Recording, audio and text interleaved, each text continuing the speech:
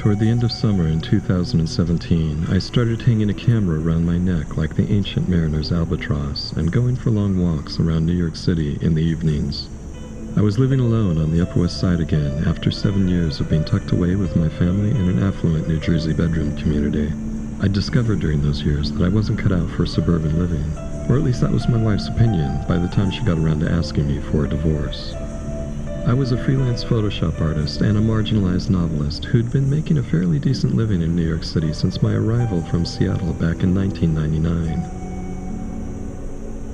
In 2007, my wife and I had sold our two-small apartment on West 72nd Street for a huge profit just before Wall Street's subprime lending fiasco burst the real estate bubble in 2008. We'd sat out the worst of the downturn in a rented apartment on West End Avenue with great views of the Hudson. Then, when we thought prices had stabilized in 2010, we bought a big, beautiful old house out in Montclair, New Jersey. Our real estate market timing had been almost perfect, but buying that house still turned out to be one of the most expensive mistakes of my life. I can't say it was all bad. Owning my first house brought me pleasures that I hadn't anticipated. I found out that I liked gardening, for instance. I also loved having a big backyard for our dogs to romp around in. What I didn't like was the lawn maintenance required during the spring and summer months, and shoveling snow from the long driveway during winter. I also hated all the extra unplanned-for expenses. The basement flooded during our first year in the house. That cost us $5,000. The next year, my wife wanted a landscape designer to spruce up our front yard, another $5,000. Then the plaster ceiling in the dining room started falling down in chunks. The front porch needed new steps, and the back deck needed repainting. $3,000, $4,000. I can't even recall the exact amounts now. There were so many little checkbook draining disasters like that. To make things even worse, my freelancing income had plateaued right around the time we moved from the city. About 5 years later, it started drifting lower. Meanwhile, I'd been caught between the twin pinchers of rapidly escalating property taxes and health insurance costs. Maybe you felt that pinch yourself. For me, toward the end, those two expenses sucked up almost half of my annual income. And the irony was that our annual property tax bill was rising so fast that it was eroding the resale value of our home, while our health insurance provider was always finding new ways to deny coverage for our medical expenses, despite the premiums and deductibles we paid, which amounted to over $20,000 a year. It felt like the extortionists were in charge everywhere. I was spending 3 hours a day commuting, and it was beginning to seem like financial suicide to own a home in New Jersey. My wife thought otherwise, of course, but she wasn't the one who had to work for a living.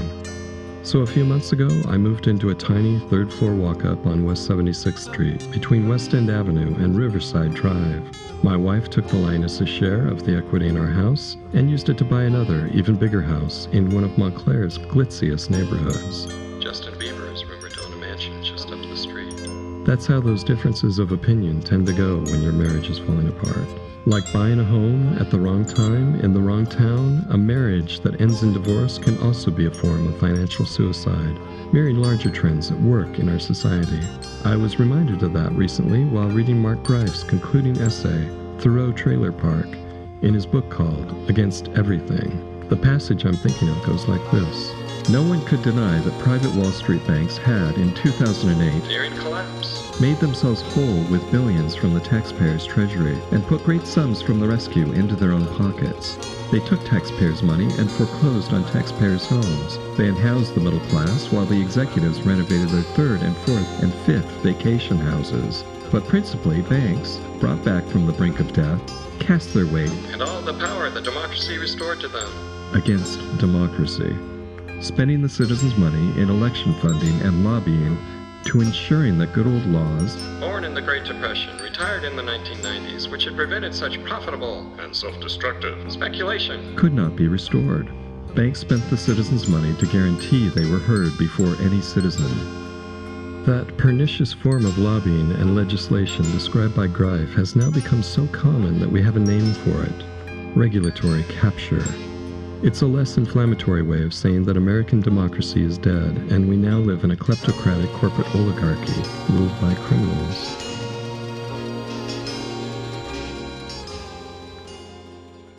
Thanks to unfair economic policies that benefit those at the top at the expense of everyone else, the three richest white men in America, Jeff Bezos, Bill Gates, and Warren Buffett, now own as much wealth as the bottom half of the U.S. population. We're talking about approximately 163 million people there. Maybe you're one of them. Maybe you're a college graduate saddled with crippling student loan debt. Maybe you have a steady job, but you've seen your wages stagnate for the last 10 or 15 years while the cost of almost everything has gone up. Maybe you once thought you belonged to America's shrinking middle class, but then you watched your wealth evaporate in the wake of the Wall Street bankers' 2008 financial coup d'etat. Maybe you've been financially screwed over in some new and insidious way that most people haven't even heard about yet. So what do you do when corporate America and its entire MKULTRA culture seems to be aligned against you?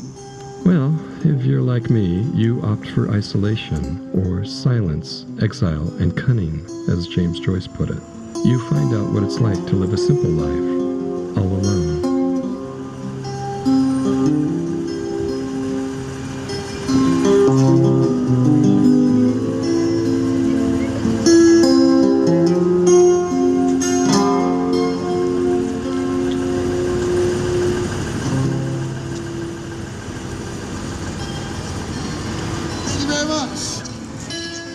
I saw these shadow people, these shadow shapes. My most recent book, Crash Gordon and the Illuminati Underground, is a satire about the most oppressive corporate leviathan the world has ever seen. In that book, a sociopathic plutocrat named Jeff Bezos has teamed up with the Gnostic demiurge, Yaldabaoth, to become one of the world's richest men, even though the corporate behemoth that Bezos is in charge of, Amazon, has only lost money for 20 years straight. Yaldabaoth is the Lord of the Archons, a demonic schemer much like Satan or Mephistopheles, who's thrilled with Amazon's potential for global tyranny. Warehouses on every continent full of drones and robots and underhanded slaves. Yaldabaoth gloats. Veritable Noah's Arks filled to the rafters with every crap consumable and junk product the world has to offer. While Amazon Web Services builds out cloud-based data storage and computing networks for everyone from Netflix to NASA to our dark brothers in the CIA. It's not all that different from what Jeff Bezos has actually accomplished with Amazon. If anything, Bezos is even further along the path toward world domination. He owns the Washington Post and uses it as his personal propaganda tool to manufacture consent for the regulatory capture schemes that will allow him to control the underlying infrastructure of our economy. Already, Amazon captures nearly $1 of every $2 spent online by Americans. And Amazon Web Services controls 44% of the world's cloud computing capacity. Liberty Media chairman John Malone went on CNBC the other day to colorfully describe Amazon as the Death Star moving into striking range of every industry on the planet.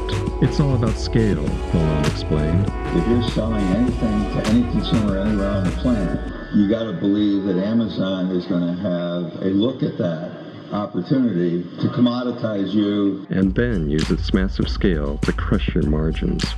As Jeff Bezos likes to say, your margin is my opportunity. Capitalism isn't about justice, it's about arbitrage. So why should we trust profit-hungry corporations to work in our best interests, to refrain from global ecocide, to preserve freedom of communication and expression, or even give us an honest accounting of their sales figures? Corporations are, by their very nature, amoral.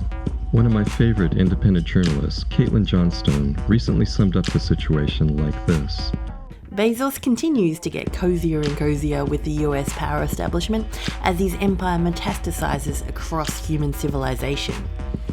He kicked WikiLeaks off Amazon servers in 2010. He scored a $600 million contract with the CIA in 2013. He joined a Pentagon advisory board in 2016. He hung out with Defense Secretary James Mattis in August, and he spent nearly $10 million this year alone lobbying the federal government, which is likely what led to an NDAA amendment gifting Amazon a $54 billion market that it's expected to dominate as a supplier to the Pentagon. When I published Crash Gordon and the Illuminati Underground in September of 2016, I predicted on page 528 of that book that my fictional Jeff Bezos would surpass Bill Gates as the world's richest man by the year 2020. As it turned out, Jeff Bezos actually achieved that goal only a short year later, with a net worth of over $100 billion by the end of November in 2017. However, to justify and maintain that net worth, which is based almost entirely on the insane multiple that Amazon's stock trades at today, Amazon will have to be worth 25% of the U.S. economy in 5 years. Billionaire investor Sam Zell did the math on that one, not me. But if his numbers are correct, does anyone really believe that Amazon will account for 1/4 of our national GDP by the end of the same 60-month time span which most people use to pay off a subprime loan on a new minivan? I sure don't. But, of course, harsh reality proves me wrong all the time. Alexa, would you lie to me? I always try to tell the truth. I'm not always right, but I would never intentionally lie to you or anyone else. Alexa, what is the CIA? The United States Central Intelligence Agency, CIA. Alexa, are you connected to the CIA? Alexa, are you connected to the CIA?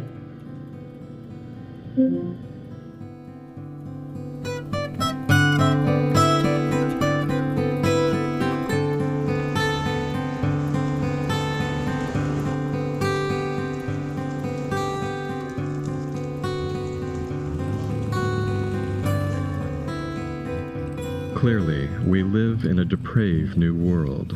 Demons, vampires, and zombies are just cartoonish metaphors for the predatory people we meet all too often in real life.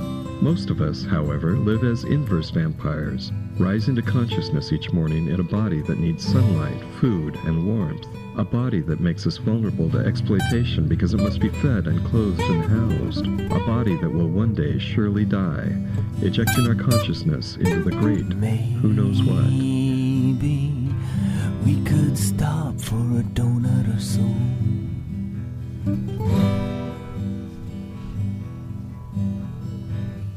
Out here, there's nothing but trees, black sky, winter time.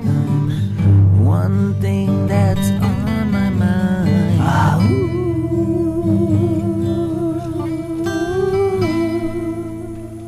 Are there animals out here?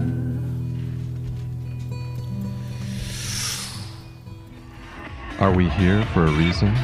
Are we spiritual beings having a human experience? Or are we just meat puppets, random bags of biology, shitting, farting, and sneezing our way through a material world governed by inescapable laws of entropy and decay?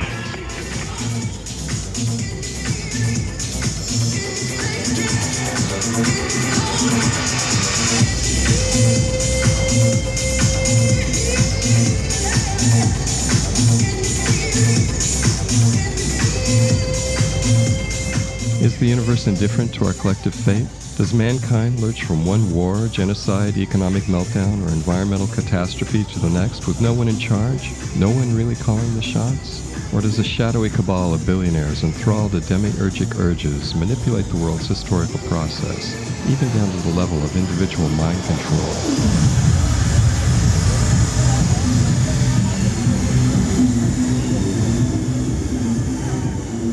And is that somehow preferable to thinking that nothing is connected to anything, and there's no meaning to life at all?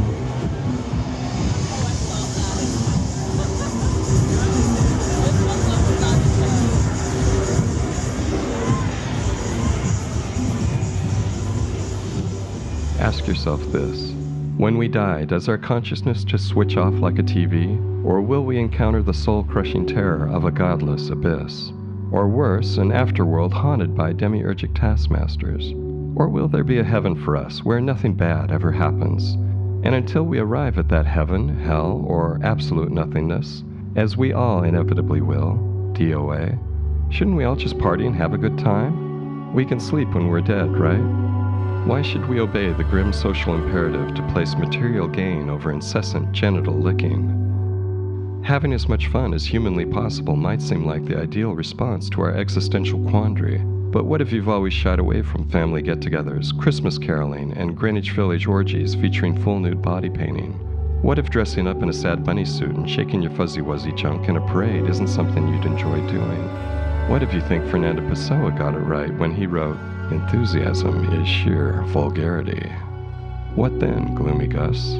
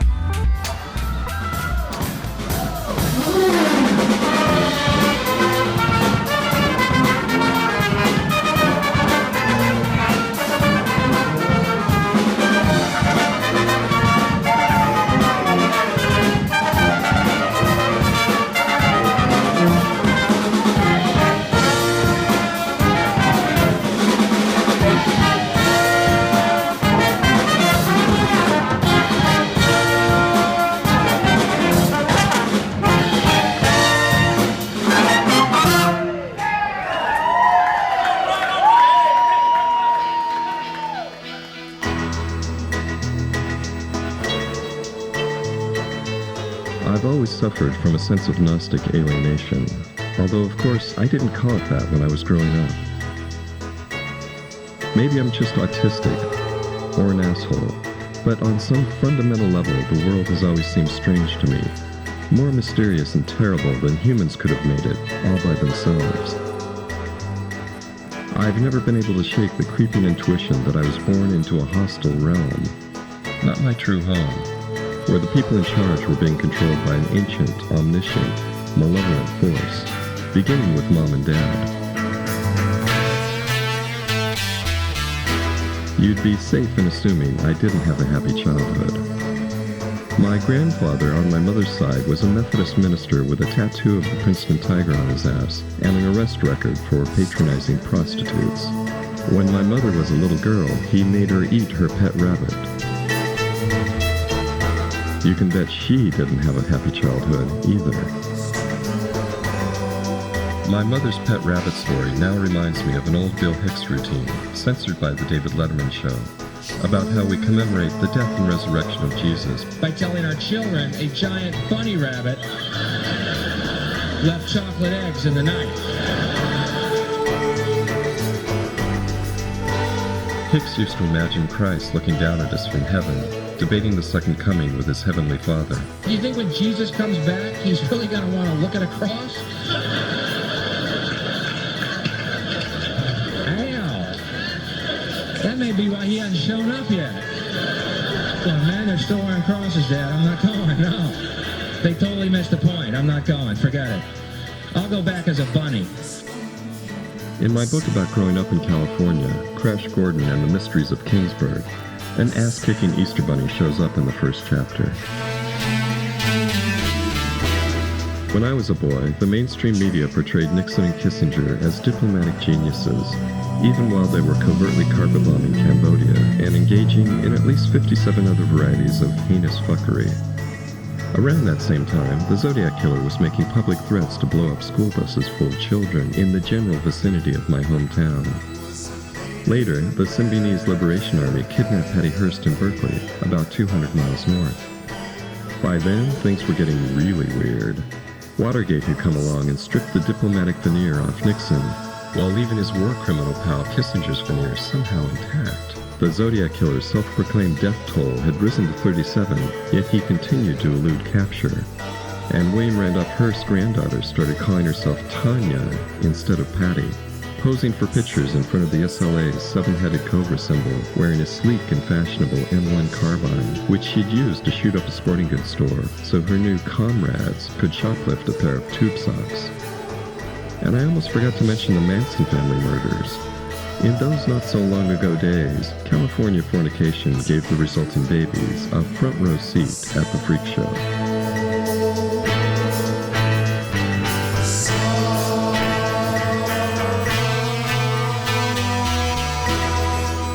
Each new generation has its own nightmare version of reality to compete with mine. Did you grow up in New York City during 9/11 and the anthrax attacks? I was there with you. Were you a troubled teen in the Midwest when the Oklahoma City bombing and the Waco siege went down? I've written about those incidents in my books. Did you become a fan of Leonard Cohen while you were a student at McGill University in Montreal, where Dr. Ewan Cameron was conducting his MKULTRA experiments in deep patterning and psychic driving? I've written about that too. Can you forgive me for thinking that a demiurgic or demonic intelligence might be at work on our planet, shaping a future in which dehumanization will be celebrated as human progress? The prevailing spirit of our technocratic age seems bent on eradicating most aspects of spirituality, unless that spirituality serves to keep the masses in line, like the pedophile-infested Catholic Church. I could be wrong about that, of course, but am I? What makes you so sure? The greatest trick the devil ever pulled was convincing the world he didn't exist. Kevin Spacey said that in his role as Verbal Kint, or Kaiser Soze, in The Usual Suspects, a film directed by Bryan Singer. You're aware of what Kevin Spacey and Bryan Singer have been up to lately, right? Both have been accused of sexually molesting underage boys. And they stole that line from Baudelaire, in case you didn't know. While I was growing up, I was taught to fear the underworld, the world of drug dealers, pimps, hustlers, gangsters, and prostitutes. But now that I'm older, I can see that we have much more to fear from the overworld, the psychopathic power elite and their global conspiracy against the rest of us. After all, it's not your friendly neighborhood pot dealer who's getting rich from fracking while leaving your community with water that catches fire straight from the tap. It's not the National Trade Union of pimp daddies that's blowing trillions of tax dollars on endless, unwinnable wars that only increase the power and wealth of the deep state while screwing over everyone else. Three-card money hustlers aren't primarily to blame for the ravaging of our planet's ecosystem caused by global warming, deforestation, overfishing, strip mining, and Monsanto's version of industrial agriculture. No mafia-made man or member of Los Zetas is in charge of the predatory financial institutions that have been looting public funds and pensions.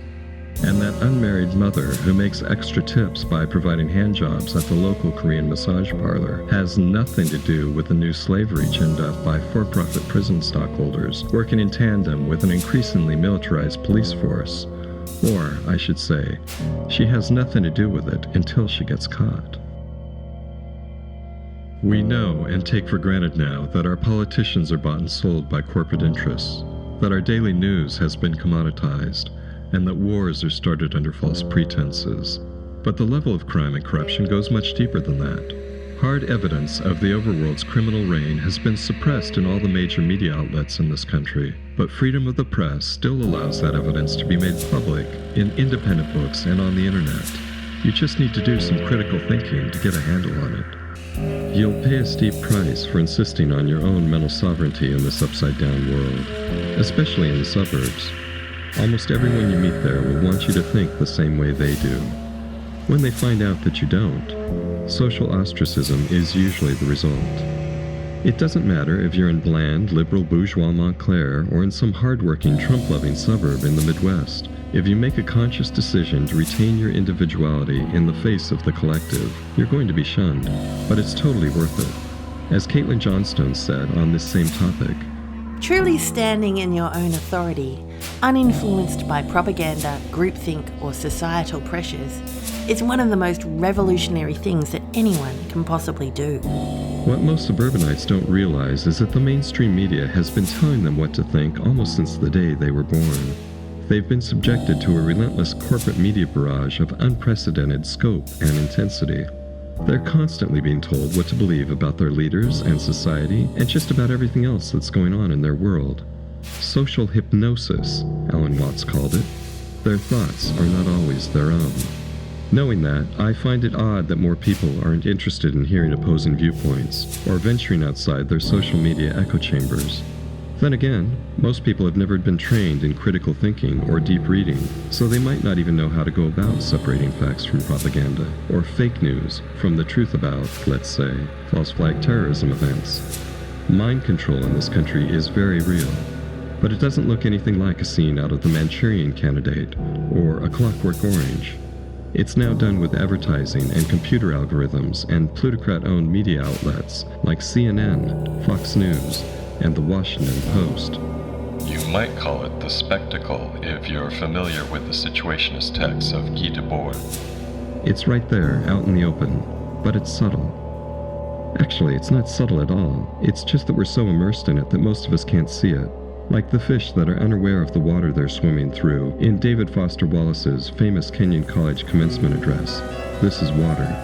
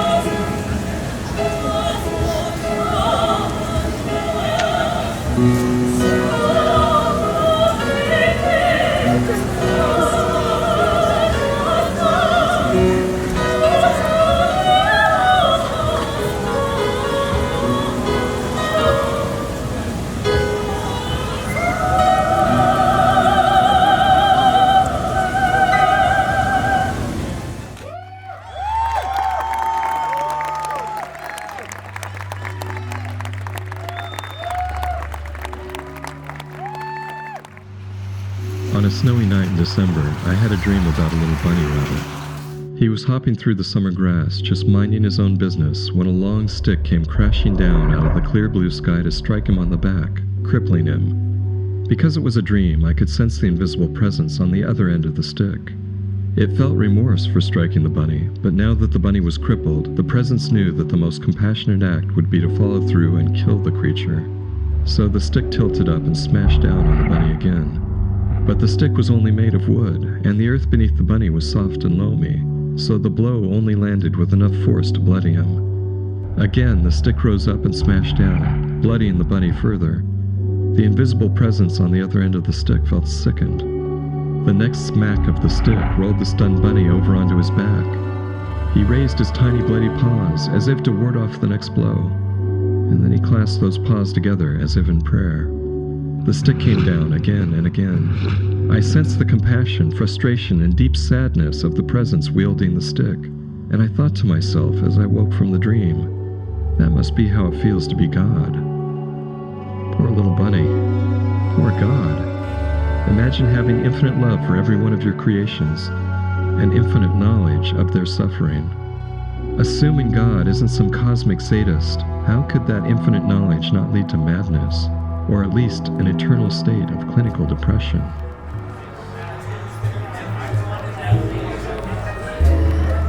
The anti-natalist philosopher David Benatar has suggested that we'd all be better off if no one ever had children again.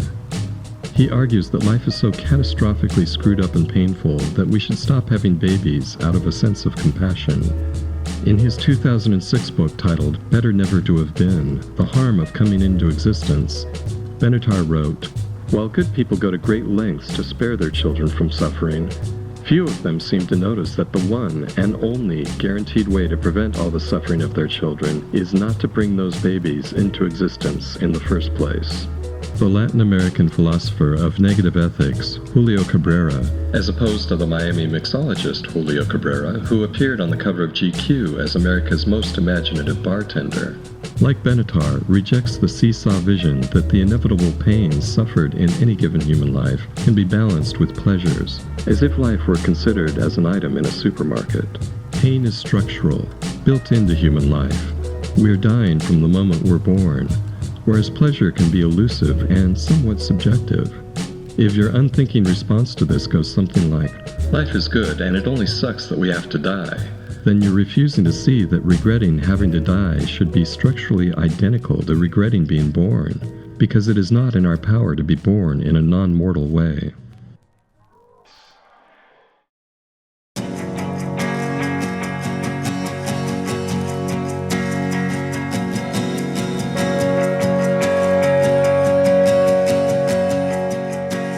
Christmas is the time of year when many people celebrate the birth of Jesus. Never mind that Jesus was more likely born in the late summer or early fall, and setting the date on December 25th was just a sneaky cultural appropriation ploy so the Christians could take over annual midwinter festivals from the pagans. Christ's actual birth date hardly matters, but with the way things turned out, you have to wonder if even he had moments when he wished he'd never been born.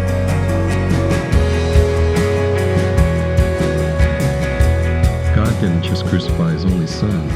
He crucifies all of us in his way. Look at him, he's got a stick. No one escapes the stick of suffering.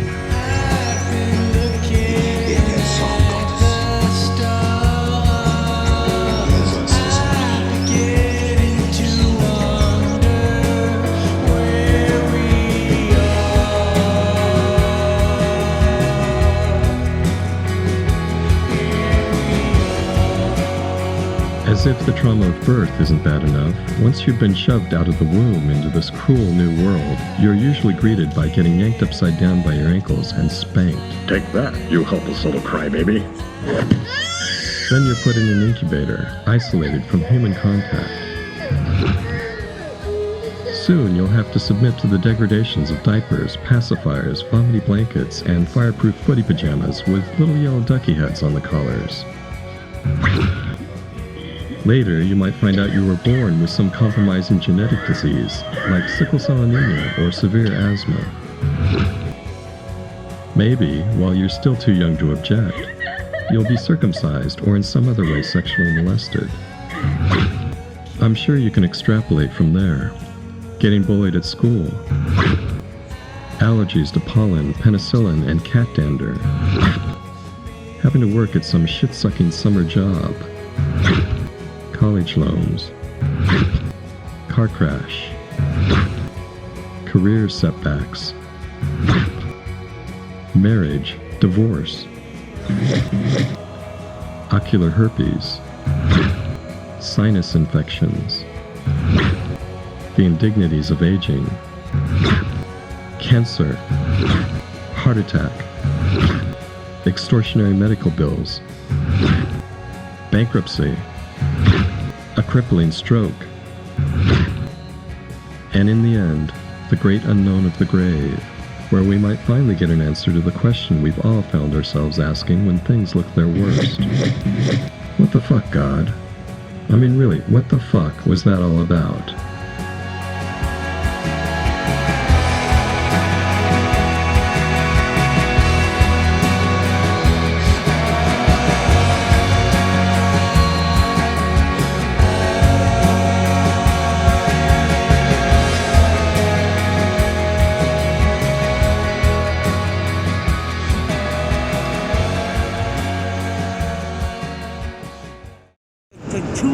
I've been here, I've been raped twice. What? Yeah, been raped twice. So you know I'm on some type of vendetta thing with men. Yeah, because when I look at Nunu, I don't look at Jose as a bad person. I look at him with hate. I got a 1-year-old daughter, her name is Nunu. She changed my whole world. Yes, sir, for the better. Yeah. But now when I walk these streets, when I walk here, I look at people as they zombies. Yeah, I do. I look at people as zombies because you don't know who to trust anymore. Yeah, it's always been that way. It's just like little aliens walking on the earth, but they look human, but they not. I'm not a believer of the Bible. Not even religious for that matter. Not even God for that matter. Yeah. I don't believe in God. It's enough to wake up. I have my own belief. Whoa. Hey, bossy, Whoa. I'm not scared of horses. No, no place like New York. Like a sycophant, like an idiot. This is my New York Minute Prayer.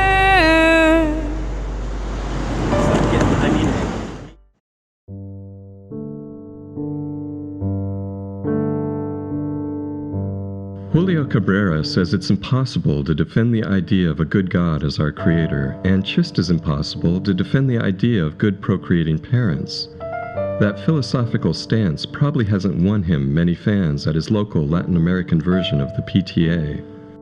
According to Cabrera, if you're already unlucky enough to have been born due to the ethical short-sightedness of your mom and dad, then your first moral imperative should be not to procreate, in the sense of not placing anyone in the structural mortality of being, where they'll be forced to compete in a narrow space full of pain occupied by other human beings. Cabrera sees procreation as a selfish act of manipulation, sending unconsenting humans into harm's way, towards acts of aggression, towards illness, towards death, in a world where the scarcity of time and resources makes it just about impossible for anyone to consistently behave in a morally unambiguous way.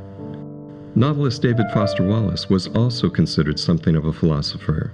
In his Kenyon College commencement address, This is Water, he proposed that college should teach you how to become conscious and aware enough to choose what you pay attention to and to choose how you construct meaning from experience. According to Wallace, this is what the real, no bullshit value of your liberal arts education is supposed to be about. How to keep from going through your comfortable, prosperous, respectable adult life dead, unconscious, a slave to your head and to your natural default setting of being uniquely, completely, imperially alone. That sounds really great when he says it, but it seems obvious, to me at least, that Wallace still had a few details to work out in his personal philosophy if the Kenyon College address was meant to be a guide to better living. His advice on how to stop being a slave to your own imperially alone head essentially boiled down to this: be kind to fat ladies in supermarket checkout lines and find something to worship. But the worshipping options that Wallace offered were every bit as bleak as anything written by Julio Cabrera or David Benatar. In the day-to-day trenches of adult life, there is actually no such thing as atheism. There is no such thing as not worshiping. Everybody worships. The only choice we get is what to worship. And a compelling reason for maybe choosing some sort of God or spiritual type thing to worship, be it JC or Allah, be it Yahweh or the Wiccan Mother Goddess or the Four Noble Truths or some inviolable set of ethical principles, is that pretty much anything else you worship will eat you alive. If you worship money and things, if they are where you tap real meaning in life, then you will never have enough. Never feel you have enough. It's the truth. Worship your own body and beauty and sexual allure, and you will always feel ugly. And when time and age start showing, you will die a million deaths before they finally plant you. Worship power, you will end up feeling weak and afraid, and you will need ever more power over others to numb you to your own fear. Worship your intellect, being seen as smart, you will end up feeling stupid, a fraud, always on the verge of being found out. Look, the insidious thing about these forms of worship is not that they're evil or sinful. It is that they are unconscious. They are default settings. They're the kind of worship you just gradually slip into day after day, getting more and more selective about what you see and how you measure value without ever being fully aware that that's what you're doing. And the so-called real world will not discourage you from operating on your default settings, because the so-called real world of men and money and power hums merrily along on the fuel of fear and anger and frustration and craving and the worship of self. Our own present culture has harnessed these forces in ways that have yielded extraordinary wealth and comfort and personal freedom. The freedom all to be lords of our own tiny skull-sized kingdoms, alone at the center of all creation. This kind of freedom has much to recommend it. But of course there are all different kinds of freedom, and the kind that is most precious you will not hear much talked about in the great outside world of wanting and achieving and displaying. The really important kind of freedom involves attention and awareness and discipline and being able truly to care about other people and to sacrifice for them over and over in myriad petty little unsexy ways every day. That is real freedom. That is being educated and understanding how to think. The alternative is unconsciousness, the default setting, the rat race, the constant gnawing sense of having had and lost some infinite thing. Wallace concluded with a rousing exhortation to the Kenyan college grads to stay conscious and alive in the adult world, day in and day out, which he admitted is unimaginably hard to do. In fact, for Wallace himself, it proved impossible. 3 years after that semi-smarmy commencement address, he hanged himself at the age of 46. Apparently, he was still a slave to his own head, after all.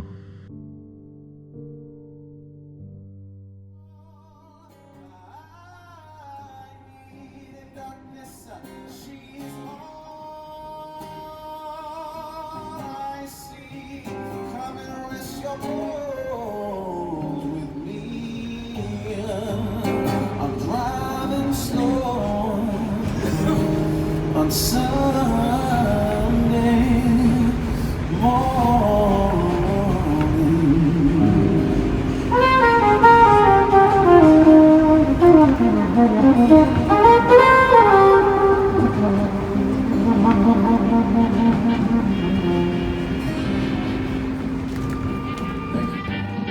I've suggested in an earlier essay called David Foster Wallace and the Horror of Life that Wallace's head was channeling the logaraic, incessant voice of America. The America undone by corporate greed and government irresponsibility. The America of cutthroat commerce that says, your misery is our opportunity. The America that spends U.S. tax dollars to put its own citizens under constant surveillance and makes them the most propagandized people on earth. The America so in love with its own servitude that it exalts its billionaire betrayers and hates anyone who makes it think about things that can't be tweeted in 140 characters or less. The America that sells us cigarettes, oxycodone, CIA heroin, St. Ides malt liquor, jacked 3D bacon cheddar ranch Doritos, Big Macs, Top Gun, and the Texas Chainsaw Massacre. The America that miseducates its children because a nation full of ignorant, craven, subservient people is the kind of nation the oligarchs like best. The America that cons us into believing we have certain unalienable rights to life, liberty, and the pursuit of happiness, when in actual fact we're all more or less suckers for mass marketing campaigns that turn us into debt-burdened wage slaves and self-harming meat sacks shot through with psychic poisons. The America where someone like Brainy Dave Wallace can mimic the voices of his inborn self-loathing circuitry and write a big fat book about junkie house burglars, suicidal sorority girls, stone solipsis, and a lethal form of entertainment known as infinite jest. And the great American hype machine will turn that depressing, somehow spiritually draining book into a bestseller on every high IQ kid's reading list. That America.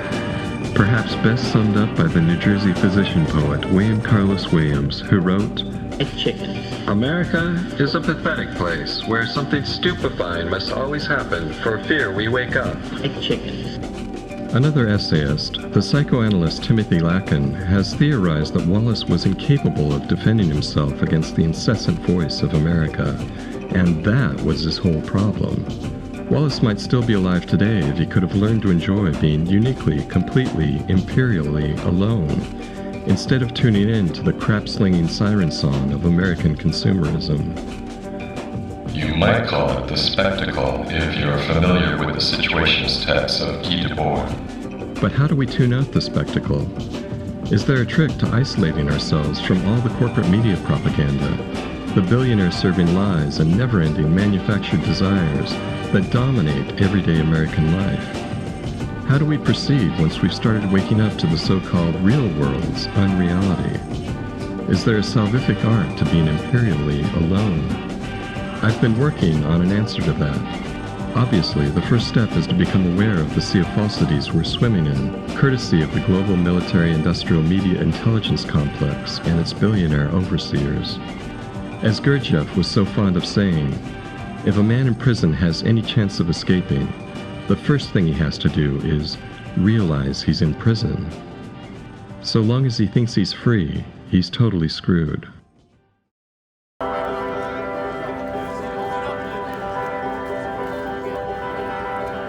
Internet folklore suggests that in the public forums of ancient Rome, instead of swearing an oath to speak the truth by placing a hand on a sacred book, as we do in courtrooms today, Roman men used to swear an oath while clutching their testicles.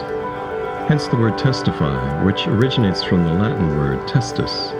Supposedly, if their sworn public statements were later proven false, the liar's testicles would be hacked off and thrown to a pack of hungry dogs waiting around, hoping for snacks. This sounds hilarious and brutally effective if you want to cut down on lying in your society, but there's some passionate online debate as to whether or not it ever really happened. Fuck you, Snopes, I want this to be true. Imagine if we could implement that system of justice now. There'd be a whole lot of bankers and politicians walking around without their dangling nutsacks, which might eventually solve a few of our problems by winnowing thieving scumbags and interspecies predators from the human gene pool. If nothing else, it'd be great fun to watch Senate Majority Leader Mitch McConnell's balls being fed to a pack of ravenous schnauzers.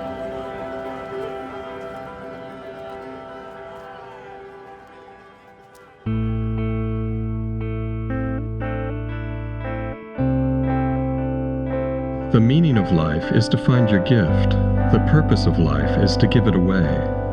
That popular Pinterest quote would have been easy enough for Picasso to say, although the attribution is dubious. Picasso was richly rewarded for finding his gift. He never had to give anything away. He could always get paid. Like Jonathan Richman sang, Pablo Picasso never got called an asshole. Not in New York. But what if no one's interested in your particular gift?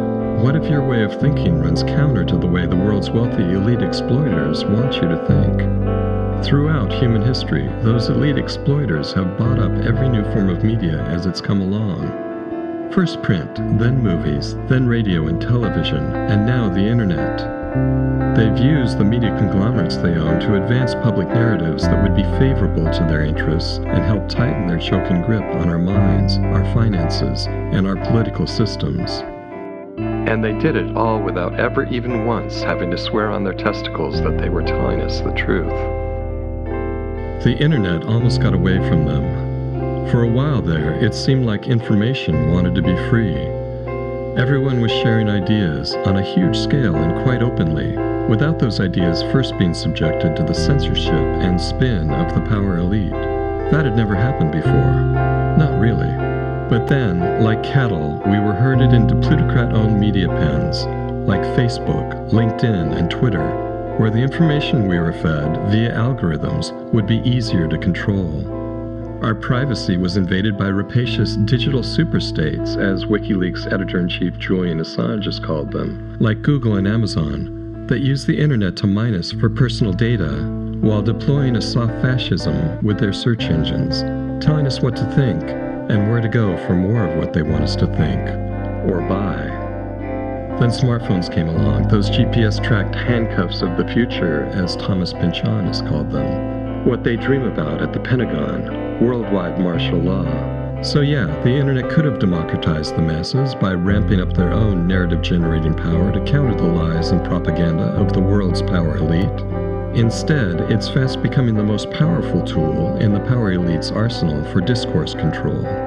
Journalist Caitlin Johnstone reports that Due to a recent shift in Google's evaluation methods, traffic to left-leaning and anti-establishment websites has plummeted, with sites like WikiLeaks, Alternet, Counterpunch, Global Research, Consortium News, Truth Out, and World Socialist website losing up to 70% of the views that they were getting prior to the changes. In an article describing how Jeff Bezos and the Washington Post are in the vanguard of a propaganda assault against the American people, journalist Glenn Greenwald observed that anyone dissenting or even expressing skepticism about their deeply self-serving Russia narrative is the target of coordinated and potent smears. Skepticism is literally equated with treason, and the converse is equally true. Those who disseminate claims and stories that bolster this narrative, no matter how divorced from reason and evidence they are, receive an array of benefits and rewards. That the story ends up being completely discredited matters little. The damage is done and the benefits received. Lee Camp, the host of the weekly comedy news show Redacted Tonight, went off on a rant that addressed some of these same themes, beginning with censorship on Twitter. Twitter went in front of Congress and proudly swore that they had suppressed 50% of all tweets about the DNC leaks during the election. The DNC leaks were real emails, mind you, real emails that showed corruption in the DNC, in the Clinton campaign, everywhere. And Twitter is proudly going in front of Congress and saying, hey, we're not letting you talk about the corruption in our government. How dare you, motherfuckers? Lastly, I want to talk about the suppression that I'm dealing with at my TV show, Redacted Tonight. But really, it's not just my show. It's all anti-establishment outlets such as Truth Dig, Truth Out, Democracy Now!, Alternet, even outlets on the other side of things, libertarian outlets that are willing to actually question what the fuck is going on in our world. Now, the suppression is insane. I mean, they're unsubscribing people from our accounts on Facebook, Twitter, YouTube. The Google algorithm won't even show our posts to people sometimes. Sometimes people can see the post, but there's no share button. There's just literally no way to share it. It's missing. This is a regular occurrence we're dealing with, and yet we're still here, motherfucker. We're not going anywhere, all right? Meanwhile, the corporate media has the nerve to go after RT America, sometimes my show directly. NPR attacked me, the New York Times attacked me, and they want to know why I, an American in America, talking about American news, am on RT America, a Russian-funded outlet, because, and here's why, it's literally the only channel in America that lets me say what I want and will let me talk about things like the massive weapons contractors, Raytheon, Lockheed Martin, Boeing, making billions off of the murder of innocent people around the world, the oil companies' destruction of our planet, BP, Exxon, Chevron, Shell, the acidification of the oceans, the incredible armor factory farming, the 1,000 military bases we have around the world, the fact that we helped create ISIS and helped create Al-Qaeda, the damage of unfettered capitalism, the connection between runaway capitalism and climate change, the connection between climate change and extreme weather catastrophe, the covert CIA ops going on everywhere, the FBI helping create terror attack plots so that they can swoop in and stop the idiots that they duped into planning them, the pillaging of our country by Wall Street, the real owners of our society, the central bankers, the hedge fund billionaires, the Koch brothers, the Mercer family, the Sackler family, the Walton family, the Sackler family getting rich off of the fucking opioid deaths. The Waltons, George Soros, Sheldon Adelson, Jeff Bezos, etc., etc., the real con men and women who own it all. In this upside-down world of ours, the people who are most conspicuously rewarded are those who seem least deserving of rewards. The warmongering beneficiaries of the deep state, the mercenary saboteurs of democracy in Washington, the loudmouth TV pundits spreading their soul-destroying bullshit on the evening news, the billionaire hedge fund managers and Fortune 500 CEOs who pay a lower tax rate on their income than secretaries and school teachers. Ask yourself this: would you be willing to take a stand against those assholes? The real con men and women who own it all. when you were sure that almost no one would care? Would you still take that stand if you knew you'd be shunned and made to look like a fool? Would you take that stand even if it might jeopardize your career and compromise your ability to earn a living? Would you do it if you thought there was a good chance you might just end up broke and alone? Think about that, and then realize that things will only get worse until the majority of people on Earth are ready to take that stand. I know what my gift is, and I'm giving it away here. Votre envie de cracher au monde sa sinistre vérité. Elle est vieille comme le monde, justement. Vous connaissez la phrase de Musil? On ne peut en vouloir à son époque sans en être aussitôt puni. Méfiez-vous. I'm not afraid of you and your suppression, all right? I hate Donald Trump with a passion. I hate the Republicans with a passion. I hate the corporate Democrats with a passion. And there's a lot of other people like me. And to the mainstream, full of shit, corporate-owned media, you ain't gonna be mainstream much longer, all right, motherfuckers? Your days of people caring about your propaganda are numbered. I ain't afraid of you.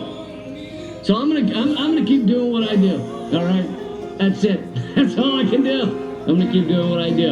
And if you out there watching at home agree with this video, agree with what I'm saying, share it. They can't suppress everything. Keep fighting.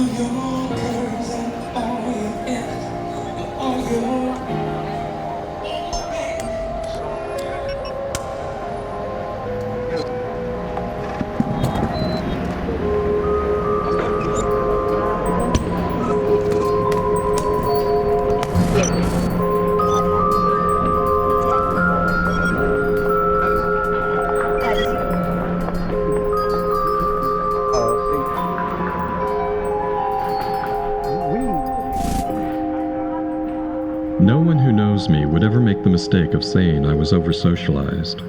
I've always been a loner by nature. My career has depended on my ability to sit in a darkened room, concentrating on the artistic task at hand for 10 to 12 hours at a stretch, usually with no one to talk to, unless you count my computer. I used to feel like I belonged to a tiny minority, a guild of creative loners. But lately, I've begun to think that America is turning into a society of loners, as more and more of our daily face-to-face interactions are supplanted by smartphones. Everywhere I go, I see people with their eyes locked on their screens, busy texting, updating, gaming, and taking selfies. It's as if everyone is carrying around an addictive little slot machine that fits inside a pocket. Are smartphones making us dull, distracted, and antisocial? It sure seems that way.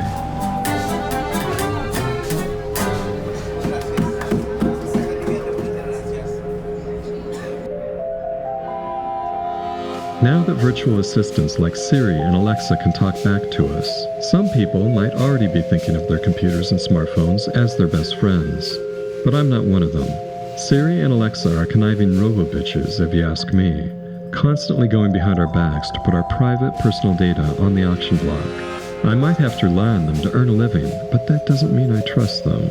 Although Ray Kurzweil is right about the coming singularity, when nanotechnology, advanced biotech, and artificial general intelligence will present us with the choice of either biohacking ourselves into human-computer hybrids or getting left behind, it might behoove me to start talking nicer to my computers, so they'll keep me around as a pet after ordinary humans have become roadkill on the highway of evolutionary history. If you assume any rate of advancement in AI, we will be left behind by a lot. We might want to ask ourselves if computers, and by proxy, socially impaired computer programmers, should have so much control over our collective destiny. Not long ago, David Byrne addressed that same topic in the MIT Technology Review, where he wrote, "I have a theory that much recent tech development and innovation over the last decade or so has an unspoken, overarching agenda. It's been about creating the possibility of a world with less human interaction. This tendency is, I suspect, not a bug, it's a feature. We might think Amazon was about making books available to us that we couldn't find locally, and it was, and what a brilliant idea. But maybe it was also just as much about eliminating human contact. Human interaction is often perceived from an engineer's mindset as complicated, inefficient, noisy, and slow. Part of making something frictionless is getting the human part out of the way. The point is not that making a world to accommodate this mindset is bad, but that when one has as much power over the rest of the world as the tech sector does over folks who might not share that worldview, there's the risk of a strange imbalance. The tech world is predominantly male, very much so. Testosterone combined with a drive to eliminate as much interaction with real humans as possible for the sake of simplicity and efficiency. Do the math, and there's the future." My friend Gibb sent me that article. Gibb is every bit as much of a loner as me or David Byrne, who admitted in that same MIT article that he found many social interactions extremely uncomfortable while he was growing up, and he still has to have some social niceties explained to him. All three of us would seem to be somewhere on the autistic artist spectrum. Gibb is a writer, a recording artist, and a filmmaker who spent the last few years working on a podcast series, soon to be published as a book, called Notes from the Uncanny Valley, where he said some things about computer industry legends like Steve Jobs and Alan Turing, and the potential weaponization of autism and social media platforms that fit right in with the themes I'm addressing here. What is the Uncanny Valley, you ask? The Uncanny Valley is a hypothesis which holds that when features look and move almost, but not exactly, like human beings, it causes a response of revulsion among some observers. Did Steve Jobs fake his death? Or is he just faking the lives of everyone else?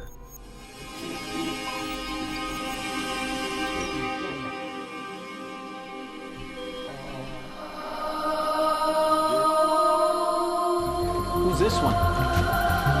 Alan Turing. Single-handedly won World War II and for an encore invented the computer. He won't be part of the campaign, though. Why not? Because you just had to ask me who he was. You are listening to Notes from the Uncanny Valley with Gib Edelman.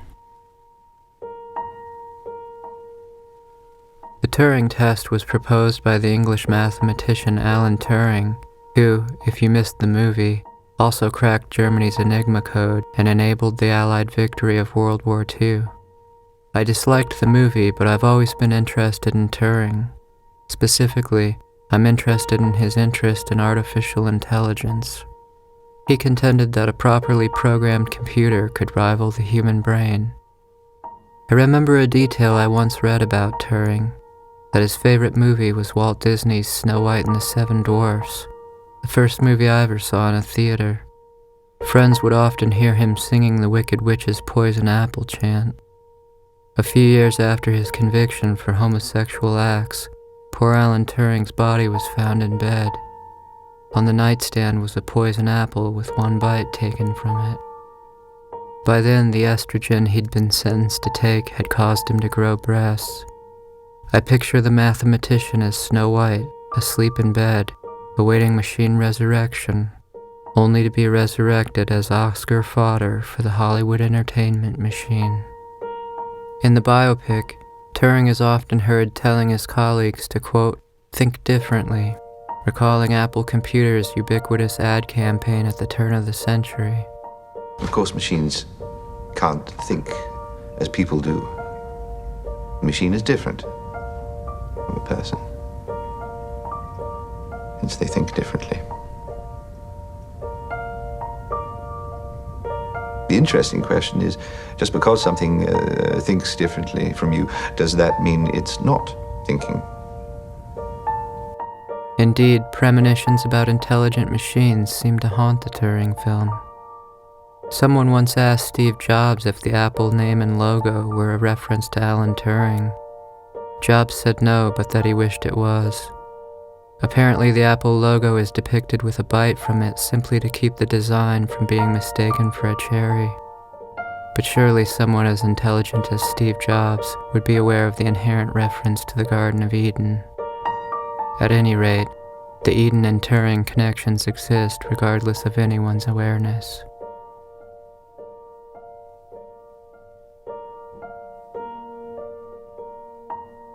At first, the narrative conventions and forced emotional rhythms of the Alan Turing biopic fooled me into thinking it was just another machine-made melodrama designed to make money and win awards by telling the audience what to think and feel, and when to think and feel it.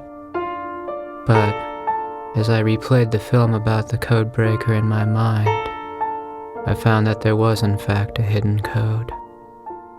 I discovered the key in one of the film's historical inaccuracies, specifically in the portrayal of Alan Turing as socially stiff, literal-minded, and humorless, which is often played for laughs as his character awkwardly misinterprets interpersonal cues. Part of a recent trend of posthumous autism diagnoses, I thought. Other brilliant but socially awkward contenders include Einstein, Mozart, and Newton. However, by all accounts, Alan Turing was not socially stiff and possessed a wicked sense of humor.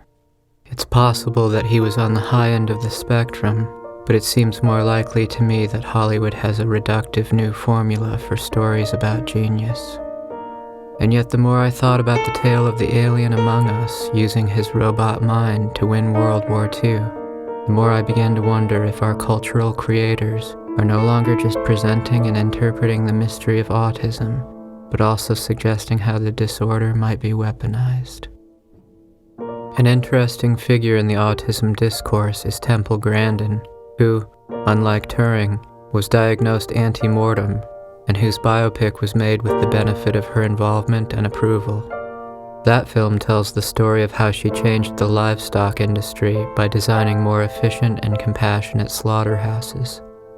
Among her innovations are curved corrals that make the cows think they are traveling in a circle back to where they came from, which is true if one considers a state of non-existence to be where life begins and ends. At any rate, her innovations have led to her system being used in over half the slaughter plants in America. It's also led to Grandin becoming a major voice in autism education. In an online speech, Grandin said half of Silicon Valley is on the spectrum, saying without social circuits taking up processing space in the brain, ASD individuals are, quote, free to create things like Facebook, unquote. This is an irony you couldn't get away with in fiction. Socially impaired programmers creating social media environments for society to socialize within. And the irony doesn't stop there. Grandin points out that the programmers require intense concentration to look at information for long periods of time. Meanwhile, the technology and media they create distract and fragment people's attention. Even Grandin, whose condition is characterized by an inability to recognize irony, recognizes this irony.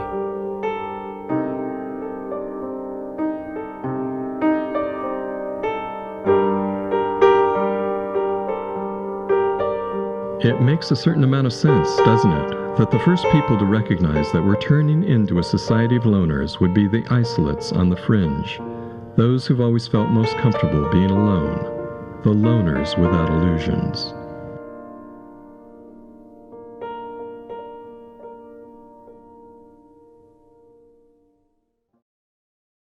I sit in my room and I sit and wait for the dark to come.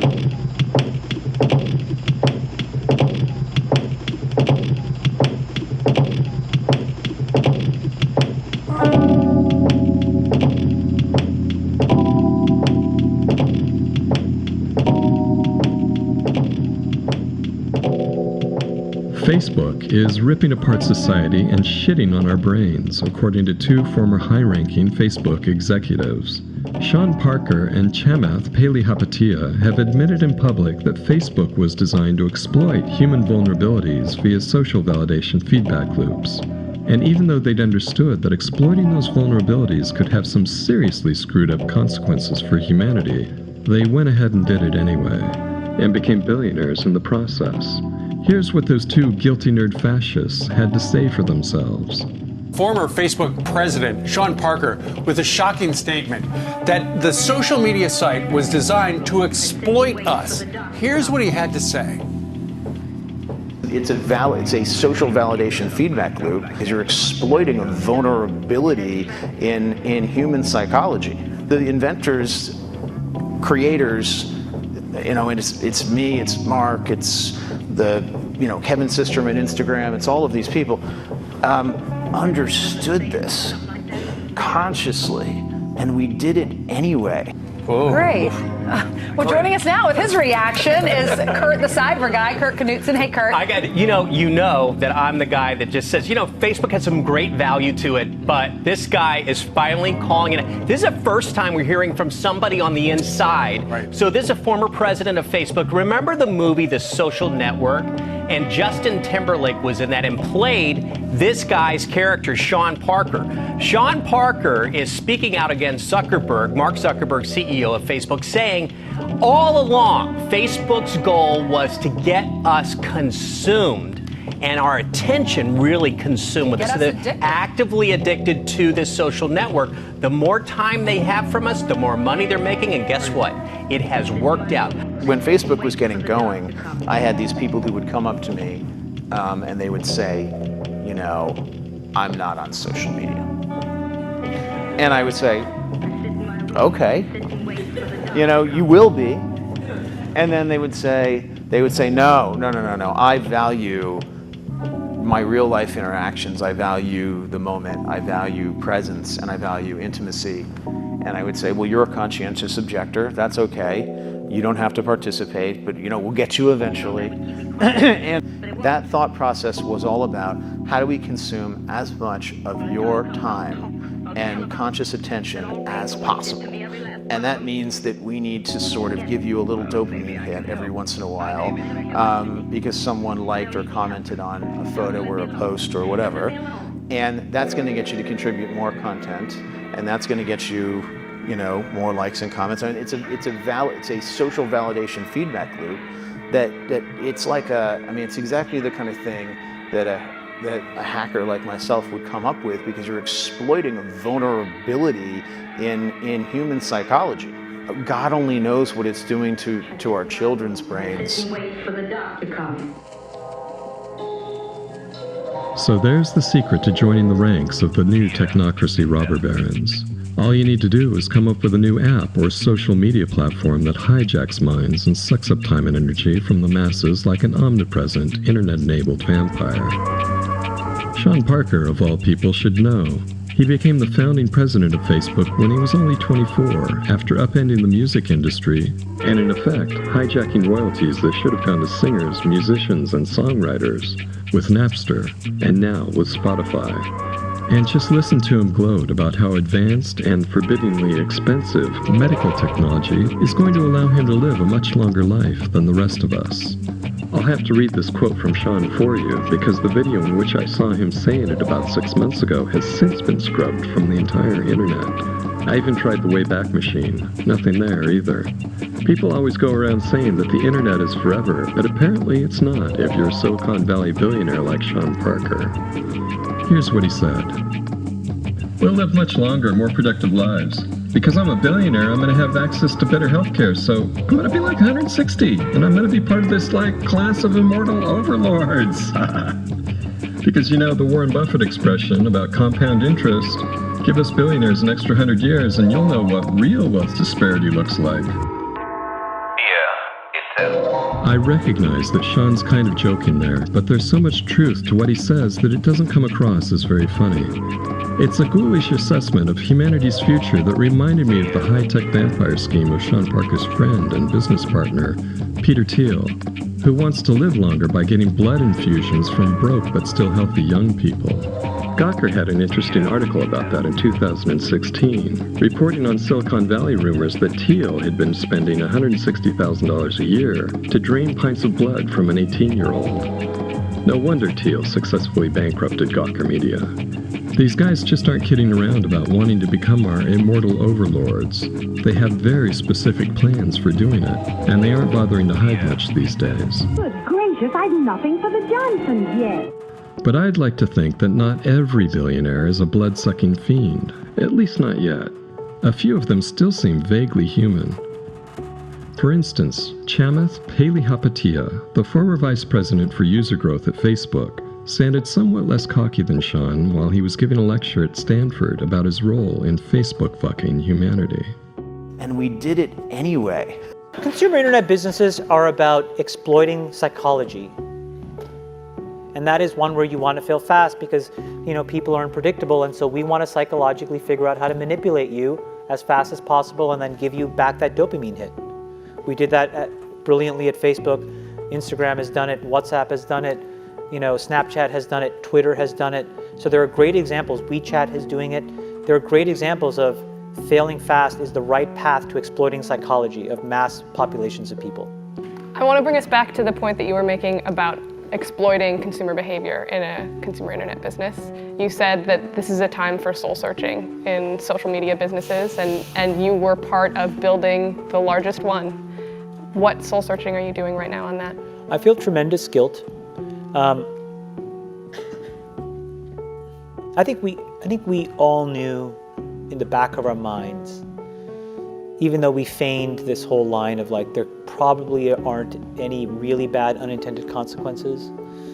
I think in the back, deep recesses of our minds, we kind of knew something bad could happen. But I think the way we defined it was not like this. It literally is a point now where I think we have created tools that are ripping apart the social fabric of how society works. That is truly where we are. And I would encourage all of you, as the future leaders of the world, to really internalize how important this is. If you feed the beast, that beast will destroy you. If you push back on it, we have a chance to control it and rein it in. And it is a point in time where people need to hard break from some of these tools and the things that you rely on. The short-term dopamine-driven feedback loops that we have created are destroying how society works. No civil discourse, no cooperation, misinformation, mistruth. And it's not an American problem. This is not about Russian ads. This is a global problem. So we are in a really bad state of affairs right now, in my opinion. It is eroding the core foundations of how people behave by and between each other. Bad actors can now manipulate large swaths of people to do anything you want. It's a really, really bad state of affairs. And we compound the problem, right? We curate our lives around this perceived sense of perfection because we get rewarded in these short-term signals, hearts, likes, thumbs up, and we conflate that with value and we conflate it with truth. And instead what it really is fake brittle popularity that's short-term and that leaves you even more, and admit it, vacant and empty before you did it. Because then it forces you into this vicious cycle where you're like, what's the next thing I need to do now? Because I need it back. Think about that compounded by 2 billion people. And then think about how people react then to the perceptions of others. It's really bad. It's really, really bad. Where I have decided to spend my time is to take the capital that they rewarded me with and now focus on the structural changes that I can control. I can't control that. I can control my decisions, which is I don't use this shit. I can control my kids' decisions, which is they're not allowed to use this shit. There's a reason why Steve Jobs was anti-social media.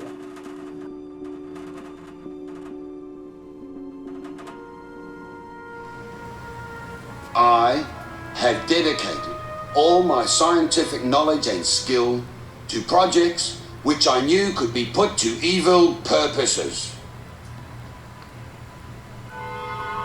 For the common good, they said.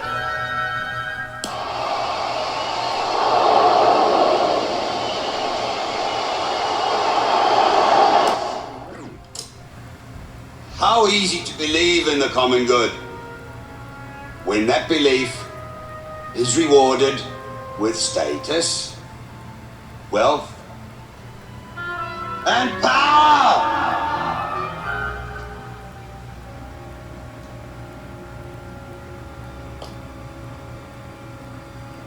How hard to believe in the common good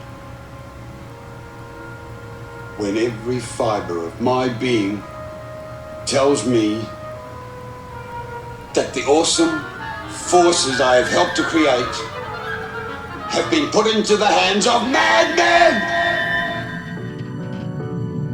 As Chamath pointed out, it's not just Facebook that's doing this to us, it's the whole social media ecosystem. Instagram, LinkedIn, Twitter, all of them. And the problem is not just that we're hooked to those platforms like addicts looking for a steady dopamine drip, or that those platforms are alienating us from society and in-the-flesh human encounters. Social media has also effectively destroyed the news media in this country and elsewhere. As Matt Taibbi recently described the situation in his Rolling Stone essay, Can We Be Saved from Facebook?, internet platforms like Facebook broke the back of the working press, first by gutting our distribution networks and then by using advanced data mining techniques to create hyper-targeted advertising with which no honest media outlet could compete. This wipeout of the press left Facebook in possession of power it neither wanted nor understood. It was all an insane accident. Facebook never wanted to be editor-in-chief of the universe, and the relatively vibrant free press that toppled the likes of McCarthy and Nixon never imagined it could be swallowed by a pet meme distributor. But it happened. As a result, we're now facing a problem potentially worse than either a Trump election or a Russian cyber incursion. A world in which the informational landscape for billions of people is controlled more or less entirely by a pair of advanced private spying operations, Google and Facebook especially. The Facebook mess is really the final chapter in a decades-long collision of the news media with the internet. Social media was effectively designed as a tool for the empowerment of the user and giving them broadcast power. Many smart people expected this tale to end well. It hasn't. The creators of the internet sold their invention as inherently democratizing. Instead, information is now so concentrated that a 1984 scenario is just a few clicks away. One of the big questions of our age, I think, is whether the internet is helping make people more informed.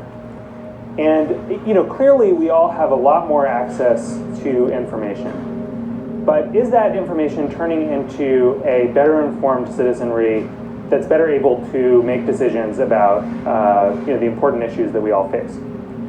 And at this point, we have a lot of data on this. And I think we can actually say it's not really. What you have with the internet is a world on the one hand where a lot of young men, and they tend to be young men, spout a lot of nonsense in my view about democratization and egalitarianism and the opening up of everything. On the other hand, these young men are becoming infinitely rich and powerful.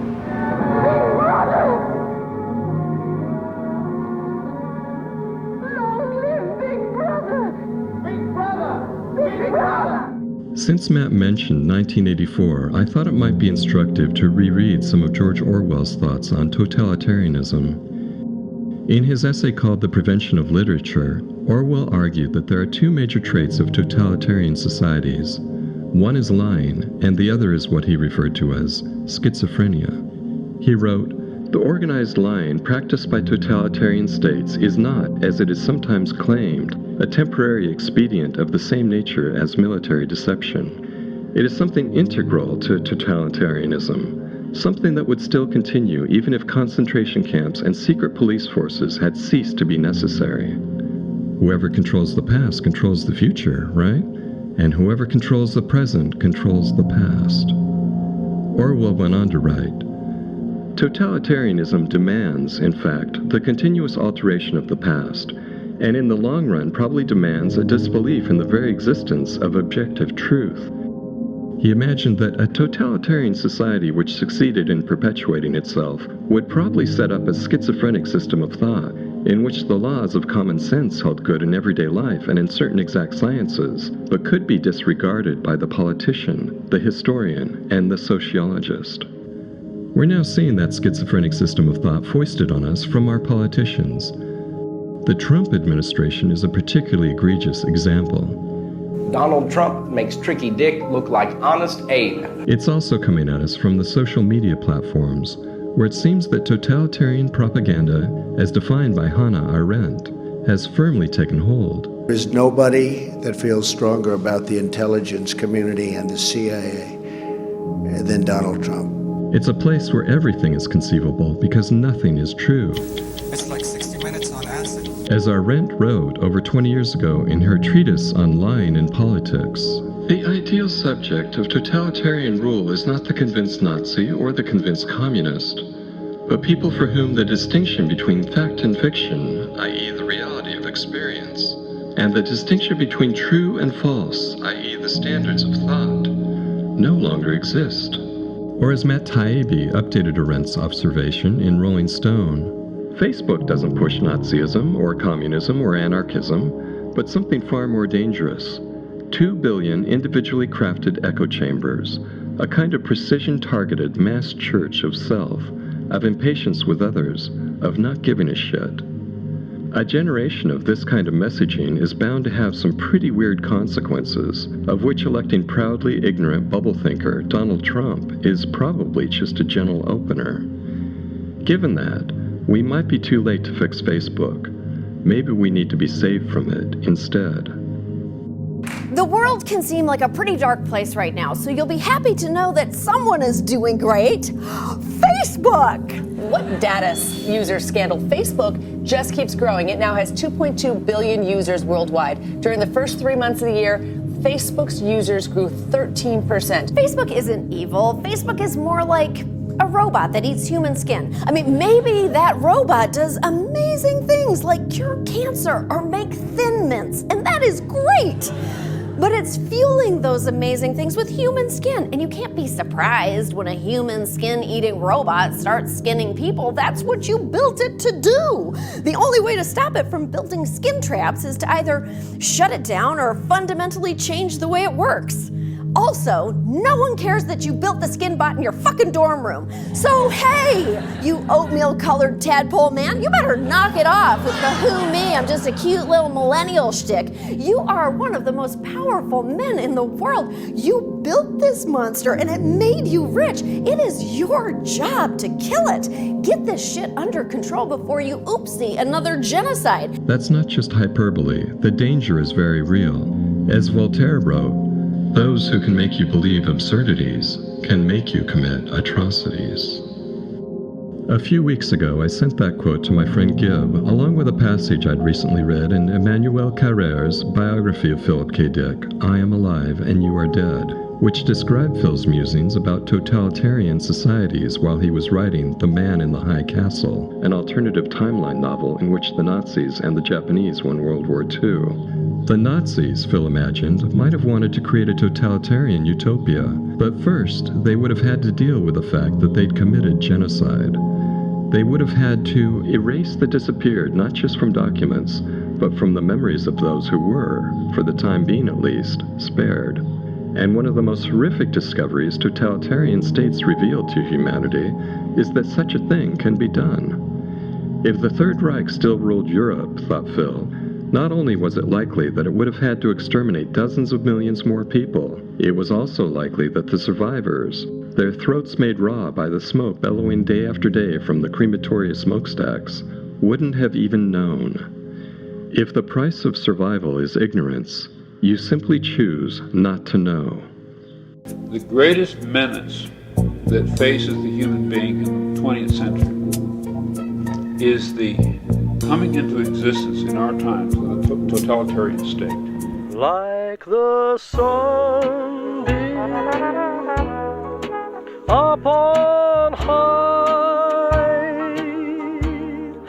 will return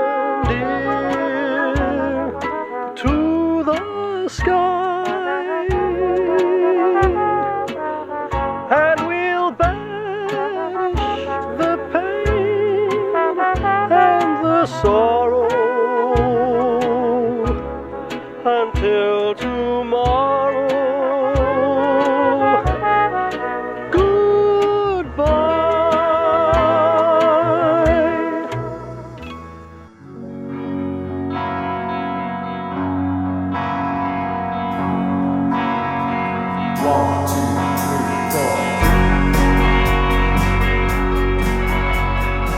Fortunately, America hasn't reached the point yet where anti-authoritarian authors and subversive filmmakers get slaughtered and sent up through crematorium smokestacks. Usually, they just get isolated, sent off to the cultural sidelines, so they can't be heard saying the things that most people would rather ignore anyway. Some people, like myself, have been turned down on Facebook when they don't like what you're saying. Right. So if you're critical of them, I notice that, boop, boom. And Big Brother is watching. always. Having no income in a rapidly capitalist society is disincentive enough for most potential disruptors of the status quo. Meanwhile, the billionaire exploiters like Mark Zuckerberg, Jeff Bezos, Sean Parker, Peter Thiel, and Donald Trump keep tightening their grip on our minds, our finances, and our woefully compromised democracy. And because they've been rewarded with billions for spying on us and screwing up society, they've deluded themselves into thinking that they must be superior to us, and therefore deserving of the opportunity to become our immortal overlords. And in an utterly upside-down world, where sociopaths are rewarded with riches while honest, hard-working, empathic people get the shaft, I suppose they might have a point. While most of us see a world in need of fixing, the sociopaths see the potential to reign in hell.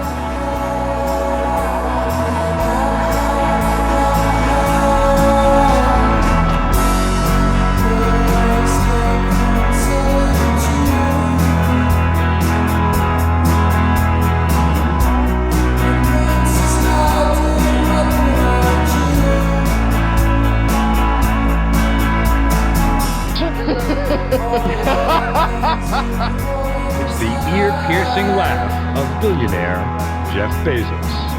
Really? I'm afraid so.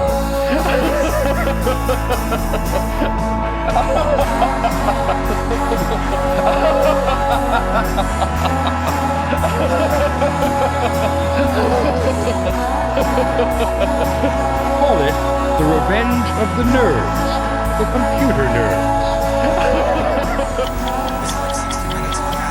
Now, every time I use your website, you learn more about me.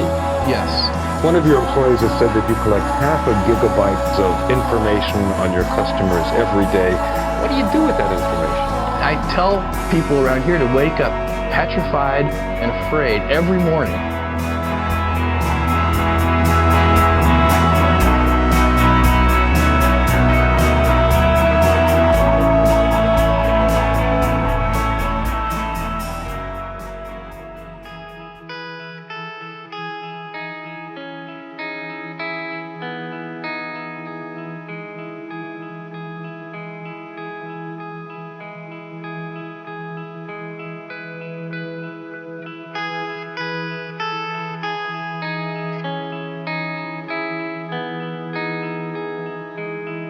Sometimes I get nostalgic for the analog world as I knew it. There was a kind of rude joy to be had from watching weird movies with my high school buddies at the Sunnyside Drive-In that the current YouTube generation seems to be missing out on, walled off behind the shatterproof glass of their computer monitors and iPhone screens. Video killed the radio star, and smartphones pretty much killed everything else. Newspapers, books, magazines, movies, and even music. Listening to MP3s of Justin Bieber and Miley Cyrus on tinny little earbuds seems unlikely to provide the same sonic thrill that I got from hearing Pink Floyd and Led Zeppelin on vinyl played through 1970s era tube-amp stereos with bass thumping out from 16-inch woofers.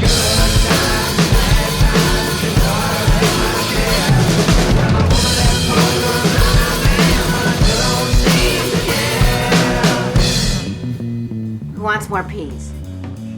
The analog world may not have been as frictionless as our new digital world, but I'm pretty sure it had more soul. My 30-year career in photography bears this out. I don't miss all the smelly chemistry I had to deal with when I was developing film and making prints in the darkrooms I built in my youth. Photoshop and digital cameras have made things much easier in that regard, but those old darkroom prints are now the only photographs I want to see hanging on my walls. The new digital prints have no soul. There's none of that strange, unquantifiable essence of their creator left in them. They leave me cold. That, for me, is the dividing line between the analog world and the digital world. It's the difference between soulful human warmth and soulless machine coldness. Maybe that's too simplistic, but that's how I feel. Art, music, books, and movies can help our souls get bigger by letting us merge for a while with another person's heart, mind, and spirit. I wanted to make something sacred, free, with new perspective, open the mind. But digital technology has been attenuating that soul-to-soul connection, diminishing the broadcast signal with algorithmic static from a computer-simulated hell. I don't want to sound like some grumpy old fart complaining that things were better back in my day. But things were better in some ways, although certainly worse in others. Oh, yes, I am a grumpy old man. That's what I am. And I really don't care who knows it. I don't vote. Politicians are a joke and the government hasn't got a clue. It's not very funny when they're running short of money, so they take it from me and you. I'd never want to give up Photoshop, digital cameras, and my Apple computers to go back to working in a darkroom full of toxic chemicals. But I wouldn't mind watching a Monty Python triple feature at the Sunnyside Drive-In with all my old friends piled into lawn chairs in back of Brian Hanna's pickup truck again. Maybe I'm just missing uncomplicated human companionship, but I think there's more to it than that. Most of art is mimicry and copying, some reality that we all understand. But to really take that into an original place and deconstruct it and recreate it into something original, you have to be comfortable with being alone.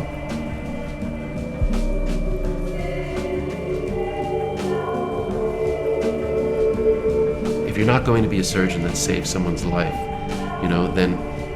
then being a shaman who takes someone out of the familiarity of their life and introduces them into something magical and hyper-real that allows them to mirror and examine their own lives in a new way, that in itself becomes a kind of psychic surgery, and you begin to be a healer. I think great art heals us because it liberates us. It makes us realize that we're not alone in whatever freaky feelings we have about life or ourselves, and that there are some things that we can't see that really do exist and are palpable and are really there. And imagine going through life without any music. Imagine going through life without being able to feel your emotions outside of yourself, singing back to you.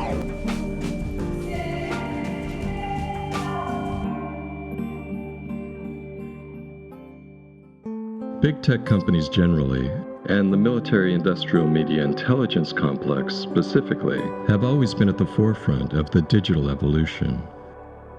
They get to try out the latest technology long before we do, and I would argue that they've been using that advanced technology to exploit us in ways that most people aren't even aware of. Google, Facebook, Amazon are increasingly just super monopolies, especially Google and Facebook. Their share of the markets they operate in is literally on the same scale that Standard Oil had 100 years or more than 100 years ago, with the big difference is that their reach is now global, not just within a single country. I'll give you a frame of reference. Facebook's monthly user count is roughly equal to the scale of Christianity globally, and Google's is roughly the size of Islam. And the difference is people are checking their smartphones 150 times a day, so people are far more engaged in these services than they are in religion. And when you think about that level of reach, obviously the opportunity to behave the way Google is being accused of behaving in Europe, the temptation to do that is overpowering, and that is the business model. A slow-rolling technocratic coup d'etat has taken place in America, using digital technology to worm into our lives with Orwellian surveillance powers and high-tech grifter scams that would have been unthinkable in the analog era. The FBI actually invoked the term domestic terrorism when referring to nonviolent protesters in the Occupy movement. At the same time, our federal, state, and local governments have been co-opted by a nationless plutocracy that has used regulatory capture schemes and dark web digital fuckery to render those governments incompetent. Very seldom do we think about money in terms of how it comes into existence and who controls it. Who controls the flow of money in the sense of who controls the flow of credit? Who can borrow money at the best interest rates? Who can have access to these markets? Who can put together a giant corporation? Who can dominate a particular field? Who can merge giant companies together using the banking system as a source of funding and make all of these mergers happen in these giant financial transactions? Those things are beyond the scope of most of us. We don't think about that. And yet that's really where the action is. And the people who make those decisions, in a very real sense, they determine our lives, they control our lives, and we don't even know that they're there. So who got the money? To financial institutions in Europe and other countries. Which ones? I don't know. $500 billion and you don't know who got the money? Who owns this country? Not its people. It is owned essentially, as is the case elsewhere in the world, by the rich and the very rich, which George W. Bush, when he was president, put in his sort of memorable words: we're on the side of the haves and the have-mores. It's no stretch to say the world is now run by a criminal kakistocracy that's attempting to subvert and control everything we do. As journalist David Talbot wrote, "We see Trumpian madness on every news page, driving home the grim fact that our political system is not only incapable of addressing our most urgent national and global problems, it's actually making them worse." We're going to do great things. We're going to do great things. We've been fighting these wars for longer than any wars we've ever fought. I'm really good at war. I love war in a certain way, but only when we win. I'm going to find a general who's so good. So good. Who's so mean and so smart. General Michael Hayden, former CIA director, NSA director, and other experts have said that when you ask the U.S. military to carry out some of your campaign promises, specifically targeting terrorist families and also the use of interrogation methods more extreme than waterboarding, the military will refuse because they've been trained to turn down and refuse illegal orders. So what would you do as Commander-in-Chief if the U.S. military refused to carry out those orders? They won't refuse. They're not going to refuse me, believe me. And they said, "What do you think of waterboarding?" I said, "It's absolutely fine." Che umiglia il nostro vigore di vita.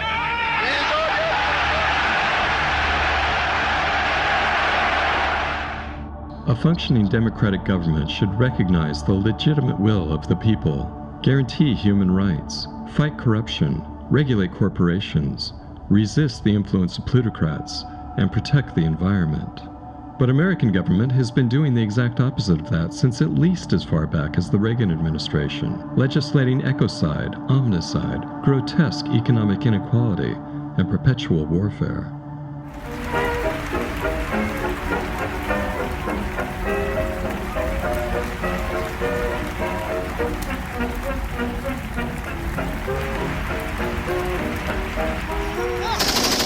Afghanistan is fast becoming the longest U.S. war ever, soon surpassing the U.S. involvement in Vietnam.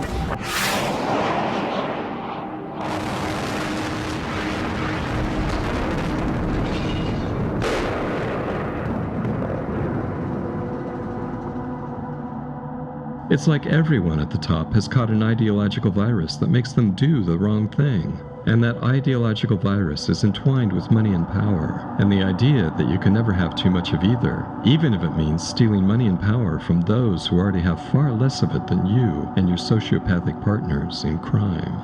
The Reagan administration illegally sold arms to Iran and supported South American terrorists. These groups may not be as inhuman as the aliens Carpenter showcased in his film, but bear in mind that in the aftermath of Reagan's support for the Contras, Reagan and the United States government were tried in the International Court of Justice for their part in the deaths of about 50,000 human beings. The Reagan administration was convicted of violating Nicaragua's sovereignty and encouraging widespread crimes against humanity. So, yeah, not exactly collaborating with alien monsters, but not as far off as one might think. That's how we get an environmental protection agency that tells rescue workers the air is safe to breathe at Ground Zero only days after the September 11 attacks, and then later colludes with Monsanto to quash toxicological reviews of disease-causing agrochemicals like glyphosate. And unfortunately, the people in Lower Manhattan still do not know whether or not it is safe to live and work in the area. Although the first responders and the emergency personnel did excellent work, the EPA, the Environmental Protection Agency, has failed in its mission to, quote, protect human health and to safeguard the national environment, unquote, by not exercising its full authority to test and clean indoor spaces where people live and work. As such, the EPA has created what can only become a full-scale crisis of public confidence. You know your government has been co-opted when the EPA starts acting like those doctors from the 50s who used to endorse smoking Lucky Strikes and Camels.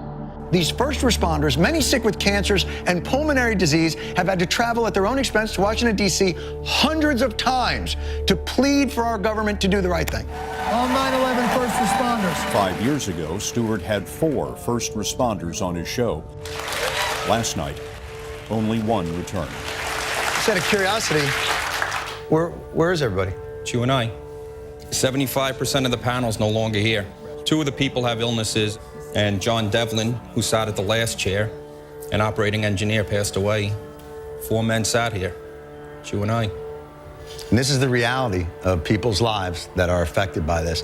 And even the idea that you had to come here 5.5 years ago to plead your case on national television to get this done was insulting and embarrassing for us as a nation. That's how we get big oil companies that are subsidized by endless shock and awe shit shows in the Middle East, with CIA-supplied death drones and fake terrorists. Those weapons of mass destruction got to be somewhere.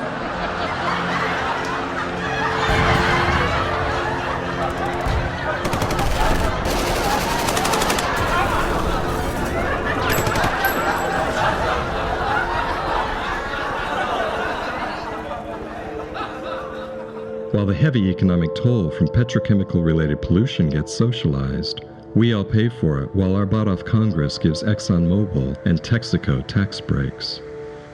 ExxonMobil, largest oil company in the world, made $19 billion in profits in 2009.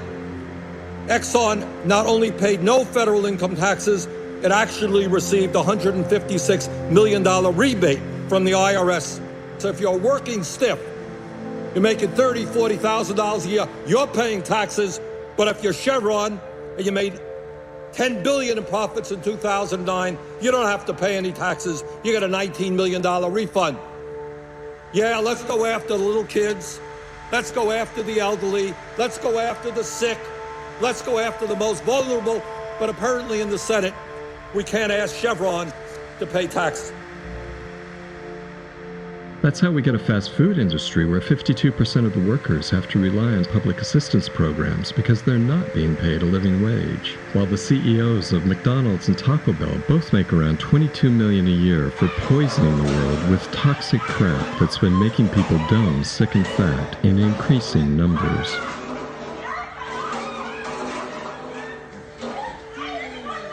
Meanwhile, Dunkin' Donuts CEO Nigel Travis has said that the idea of paying his company's workers a $15 minimum wage is absolutely outrageous. Although apparently there's nothing wrong with what he pulls down, which amounts to around $5,000 an hour or just over $10 million a year, once you add in stock options and other non-salary benefits. A relative bargain compared to what McDonald's has been shelling out. That's how we get big pharma companies that focus on profits from prolonging chronic diseases, creating new addictions, and ramping up drug prices rather than trying to restore people to good health.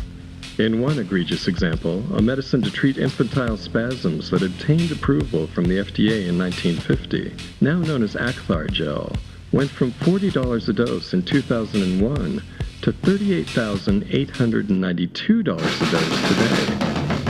Not because Acthar gel required billions in research and development or decades of testing, but simply because the pharmaceutical industry cartel looked at their data models and decided they could get away with it. That you had to go through John D. Rockefeller to get a medical license and a hospital license. Wow. That's what it amounted to. And that's the system we have today. And today we've become the sickest nation in the world and the most expensive medical care in the world, except you never get well. Which seems to work out for everybody except the patients. Works good for the doctors, doesn't it? Good for the doctors. It's Drug good for companies. Oh, yeah. So everybody's happy except the poor patients. And whenever you go to a doctor today and he prescribes a medicine for you, he says, you're going to have to take this medication for the rest of your life because it's against AMA principles to ever cure anybody. They've actually brought doctors up on charges of curing people. And they've drummed some of them out of the AMA for that very reason, because you're curing people. Because this might be the right thing to do, but from a business standpoint, it's better to keep them sick and keep them buying the medicine, which they buy from the Rockefeller drug companies, and go to the Rockefeller hospitals, then everybody's happy. And now they have the scam where if you can't afford it, the government's going to buy the drugs from the Rockefellers and give it to you, right? Well, that's why they had a Medicare system, because they developed Medicare. You know, I point out in my book, A Murder by Injection, that for many years the AMA spent millions of dollars in Congress to fight Medicare because it was called government medicine, and they didn't want, the doctors were very independent, and they didn't want the government to control their business. Well, they wound up as employees of the government, and that's what happened. And now this new drug act, they're going to supply the drugs to the people that can't afford it with the taxpayers' money, but the drug companies will still get the money. They get the money, yeah, because a lot of the people who are buying drugs today and medications, like elderly people like myself, they couldn't afford the drugs, and so the government will pay for them. What a racket. Well, it shows that these people are good businessmen. Oh, very good, yeah. They're not very ethical, though. Well, you and I could never think of such a diabolical plan. Well, that's right. You and I never could think of such a diabolical plan, but unfortunately that doesn't stop those who can. You see, the government isn't your nanny. They're your dealer. And they subsidize illness in America. They have to. There's too much money in it. You see, there's no money in healthy people, and there's no money in dead people. The money is in the middle. People who are alive, sort of, but with one or more chronic conditions that puts them in need of Celebrex or Nasonex or Valtrex or Lunesta. 50 years ago, children didn't even get type 2 diabetes. Now, it's an emerging epidemic, as are a long list of ailments which used to be rare and have now been mainstream. Things like asthma and autism and acid reflux and arthritis, allergies, adult acne, attention deficit disorder. And that's just the A's. Make no mistake about it. Life-saving medications and commonly prescribed drugs in America today are absurdly expensive here and only in this country because Big Pharma is ripping off Americans. So what can we do about this? How do we drive down the cost of prescription medications? Right now in Canada, drugs cost a fraction of what they do here. Same drugs, same manufacturers. That's largely because in Canada there's a single-payer insurance program that negotiates prescription prices with the drug companies. When all patients are under one healthcare system, the payer, the American citizen, the government, has a lot more clout and influence over the pharmaceutical industry. For example, the Veterans Administration. They get roughly a 40% discount on prescription drugs because of their large buying power. Imagine if that buying power were spread to all Americans. Instead, Republicans put into Medicare Part D that it is illegal for Medicare to negotiate with the drug companies for discounts. They have to pay full retail. Competition and negotiation, what some would call the free market, are the great fears of Big Pharma. and the reason why Big Pharma is so opposed to any kind of single-payer healthcare system. But isn't it about time that we put the lives of Americans ahead of the padded wallets of Big Pharma's executives and stockholders? Here we have fantastic wealth, and we have the technological possibility of making everybody on earth the enjoyer of an independent income. We can't do it because people say, where's the money going to come? Because they think money makes prosperity. It's the other way around. Money. It's just like life. It's one big roller coaster. That's how we get too big to fail financial institutions that have been exempted from the rule of law and are now free to use their high-frequency trading algorithms and flaky financial derivatives to plunder public funds and pensions by torpedoing our economy at will. Thanks in a large part to Bill Clinton's repeal of the Glass-Steagall Act and the Obama administration's total failure to prosecute Wall Street criminals in the wake of the 2008 financial meltdown. In 1933, Congress passed a law called the Glass-Steagall Act. And that law said, well, it doesn't take a genius to figure out if allowing banks to invest in speculative securities brings down the banking system when the market fails, then maybe we shouldn't let them do it. It was very simple. It maintained that commercial banks that were responsible for individuals' deposits and savings and lives were kept separate and were backed by the government from the more speculative, risky trading activities of the investment banking community. It worked so well that people forget. And in 1999, a genius by the name of Phil Gramm, aided by a brilliant president named Bill Clinton who signed the bill, and pushed by a free market ideology that had been peddled to the United States people since the day Ronald Reagan was elected, said, we don't need Glass-Steagall anymore, we haven't had bank panics. Glass-Steagall was the longest-lived and most successful financial law ever passed, protecting consumers and investors alike. Within a year of Glass-Steagall's repeal in 1999, President Clinton signed the deceptively named Commodity Futures Modernization Act, deregulating shadowy financial products known as derivatives. One of those instruments, known as the credit default swap, became the prime culprit in the 2008 worldwide financial crisis. The head of the Federal Reserve Bank at the time, Alan Greenspan, endorsed these changes, giving the green light for Wall Street to once again become a casino.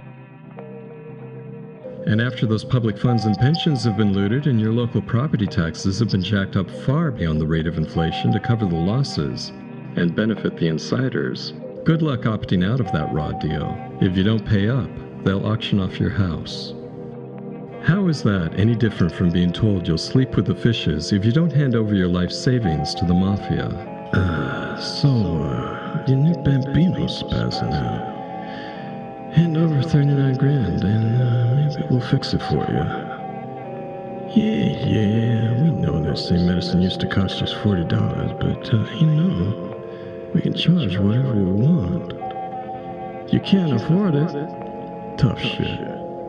Let the little stronzo die. I don't give a fuck. When corporatism is allowed to run amok, aggregating into cartels and monopolies, free enterprise eventually twists into something resembling a protection racket. And the new surveillance capitalism enabled by tech giants like Amazon, Google, and Facebook has only sped up that process. You are excrement. You can change yourself into gold. The alchemist is actually collecting disreputable people for his journey to the Holy Mountain. All these captains of industry are thieves and criminals in their own way. A cosmetics manufacturer, someone who makes weapons, bad art, bad entertainment, a financial advisor to the president who may not exactly give good advice. These people all either represent terrible aspects of our society or corruption of something pure in our society.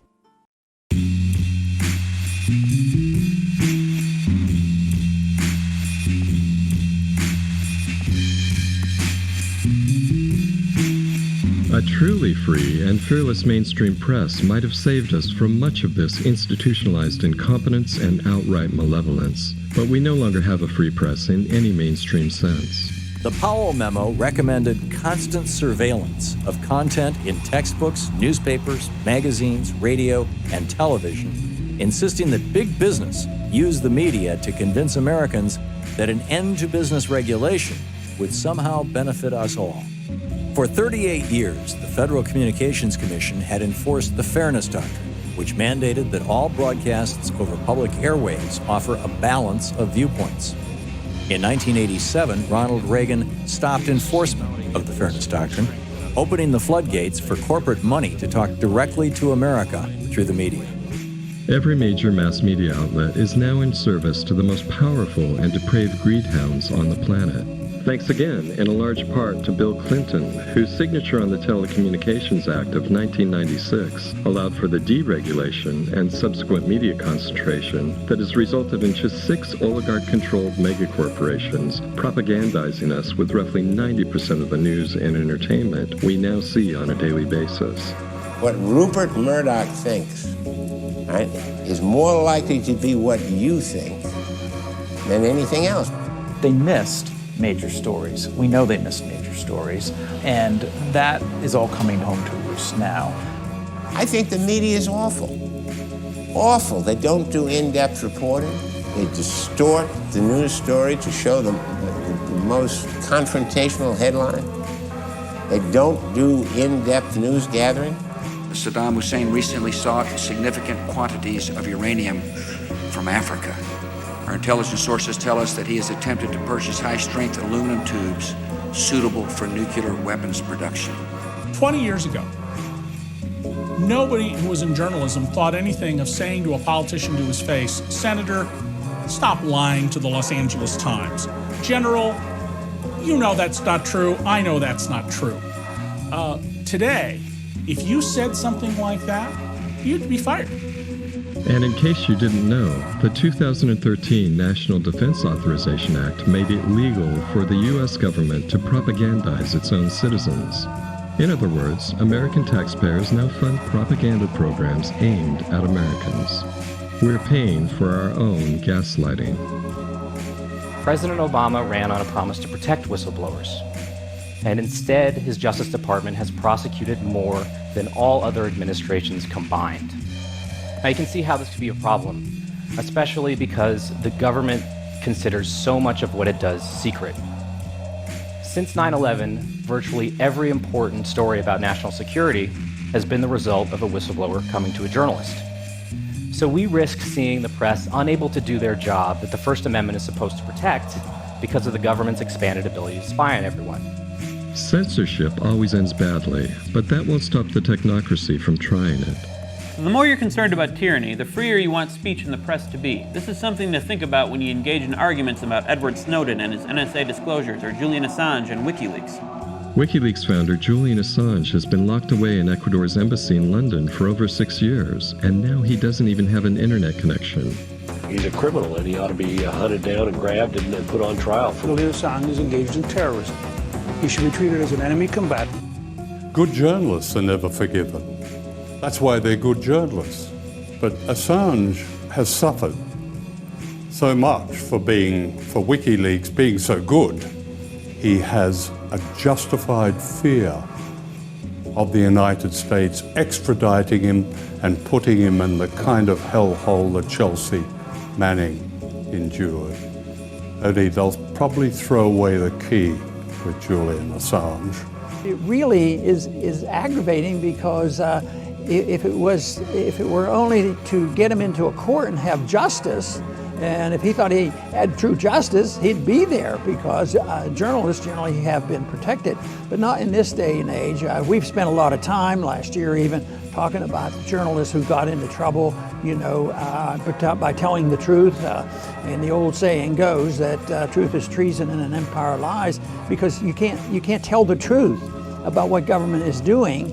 And so many have been involved, and we've identified them and visited with so many people who have been unjustly persecuted, because they wanted to tell the truth about government, whether it had to do with torture or starting wars or whatever. Near the start of Assange's 6+ years of embassy imprisonment, Jeff Bezos came up with $250 million in cash to buy the Washington Post, allowing him to control the flow of information at Washington, D.C.'s newspaper of record. That happened in the summer of 2013, only weeks after the Post came into possession of hard drives containing thousands of classified NSA documents leaked by Edward Snowden. Shortly thereafter, and somewhat suspiciously, Bezos scored a $600 million contract to supply computer cloud services to the CIA, even though Amazon Web Services hadn't been the lowest bidder. Amazon is controlling so much of what they're doing. And what they've done is he bought this paper for practically nothing, and he's using that as a tool for political power against me and against other people. And I'll tell you what, we can't let him get away with it. Other than Netflix, who else uses AWS? Big enterprises, big government institutions. Like the CIA. The CIA. Does that present any conflict for you, the fact that you provide the cloud that the CIA uses for its data? I don't think so. And now it looks like Amazon has a lock on a $10 billion contract to build out cloud services for the Pentagon's Joint Enterprise Defense Infrastructure, or JEDI, which will instantly make Amazon one of America's largest federal contractors. I don't expect that to end well. A slap-happy nod to the Star Wars franchise isn't enough to fool me into thinking that our technocratic overlords won't become dark side tyrants. Tonight, NBC News has learned that the Russian government is considering offering fugitive Edward Snowden as a gift to President Trump. Edward Snowden now lives in exile in Russia, where he'll feel hunted for the rest of his life, thanks to the never-ending threats directed at him from the American deep state. Meanwhile, Jeff Bezos has become the richest white man on the planet. Only obscene wealth can guarantee that you'll have a voice in the corporatist oligarchy lurking behind the myth of American democracy. Courage, honesty, and integrity count for almost nothing in an empire built on lies. As the anonymous saying goes, when exposing a crime is treated as committing a crime, you're being ruled by criminals. Snowden has been charged under the Espionage Act and faces at least 30 years in prison. Somewhat surprisingly, even the voices of our current billionaire-in-chief supporters have been getting censored these days. Although I won't rule out the possibility that in this particular case, the censorship has been staged in the political equivalent of a pro wrestling tournament. What is my problem? After his InfoWars franchise was simultaneously banned from Facebook, YouTube, Apple iTunes, and Spotify in early August of 2018, the often unreasonable Alex Jones quite reasonably asked, Should billionaires and huge corporations get to decide what we can say and read? It's a question worth asking because right now the oligarchy's attitude seems to be, we will tell you what to think, and if you refuse to think what we want you to think, then we'll shut you down. Uh-oh, it's our tax dollars at work. Protect us from ourselves. Hey guys, I used to be one of you. Stop selling out your own species!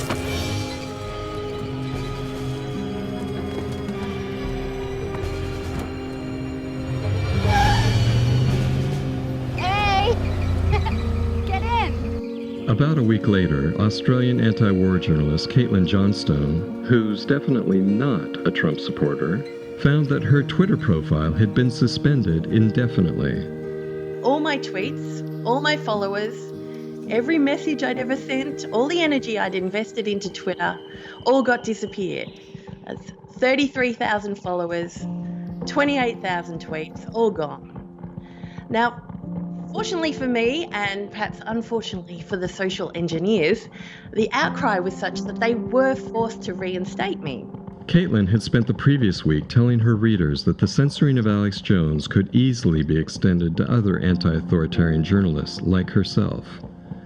Apparently, the authoritarian technocrats at Twitter agreed with her, so they went ahead and banned her. But then they realized they'd made a mistake.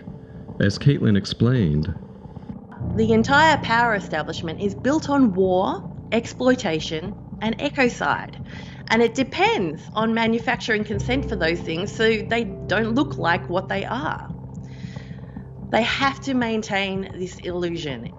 So they are fighting with their hands tied behind their back. They can't just come out next Tuesday and say, guess what, everybody, we're locking down the internet. They have to do it really slowly, incrementally, starting with Alex Jones and Julian Assange, moving on to the smaller but important anti-war voices like Peter Van Buren, just working around the edges and knocking out the smaller profiles that support these kinds of anti-establishment voices, gradually manipulating the public into granting consent for more and more significant hits. In a corporatist system, corporate censorship is state censorship. And these Silicon Valley companies can't suddenly claim to be mum and pop shops who can decide for themselves who they censor when they have deep government ties going both ways and they are essentially operating as contractors for the government's surveillance state. Censorship works best if people are unaware that it's happening. So they have a very tricky task ahead of them.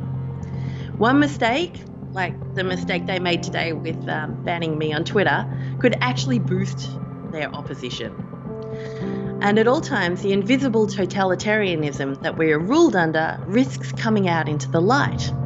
And that would be the end game for them. Without the illusion of freedom and democracy in place, they cannot propagandize us effectively. They need to maintain a singular authoritative narrative. The whole power structure relies on everyone being more or less in accord with the will of the plutocrats. So I think the key thing to remember is that they work so hard to manufacture consent because they absolutely require that consent. If they fail to manufacture that consent, the mask of freedom and democracy will fall off, and the plutocratic manipulators will be seen for the totalitarian oppressors that they are. Think about it, they really are treading a very thin line. We will wake up to their manipulations if they control the narrative too little or if they control it too much. If it's too little and they fail to control the narrative, then we win. Control is taken out of the hands of a few plutocrats and put back in the hands of the people, like as in democracy, like what we were sold in the first place.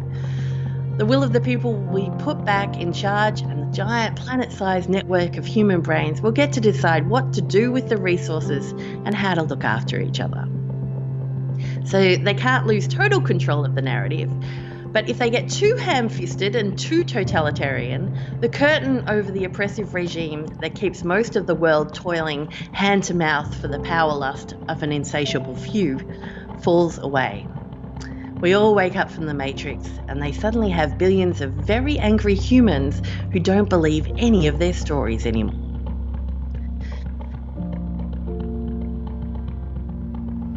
Although I share Caitlin's sincere good wishes for the human species and planet Earth, I just can't see billions of angry humans exiting from the mass deception of the Matrix anytime soon. I could be wrong, of course, and I hope I am. But I think it'll be, at best, a few million here or there. So what can those relatively few humans do to escape or avert all the profit-driven shit shows destroying our world in the meantime? Well, to start, we can withdraw our support from the systems that are exploiting us and refuse to comply with our own slavery. We don't have to play by the rules of plutocrat puppeteered politicians, an MKULTRA culture, and the brainwashed majority of suburban strivers. We can isolate ourselves from those who would do us harm and learn to live without them by reclaiming our own sovereignty. Or as Philip K. Dick might have put it, we can stop colluding in our own doom.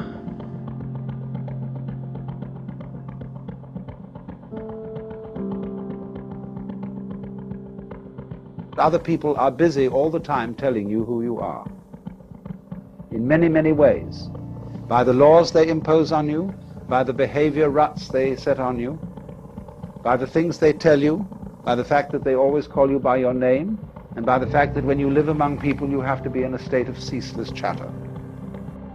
But if you want to find out who you are before your father and mother conceived you, who you really are, you almost have to go off by yourself.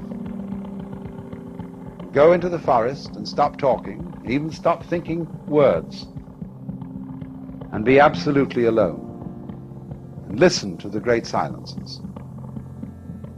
And then, if you're lucky, you recover from the illusion that you're just little me, the so-and-so, and you attain the state of nirvana, which means the blown-out state, the relieved state, the sigh of relief. Nirvana may be translated into English as, phew, I've at last discovered that I don't have to survive. I can survive, of course, but I don't really have to. Because you discover, you see, that what you really are doesn't have to survive, because it's what there is.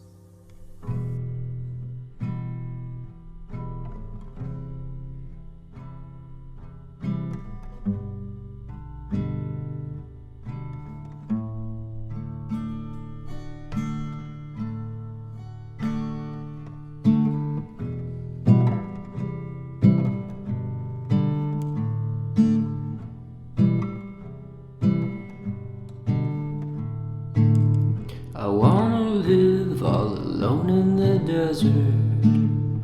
Wanna be like Georgia O'Keeffe. Wanna live on the Upper East Side and never go down to the street. Splendid isolation, I don't need no one. Splendid isolation.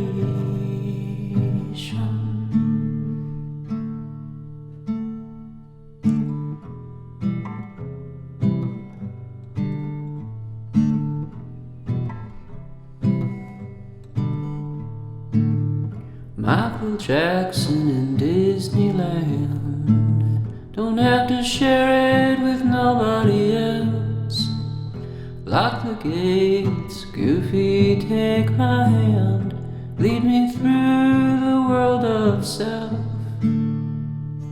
Splendid isolation, I don't need no one.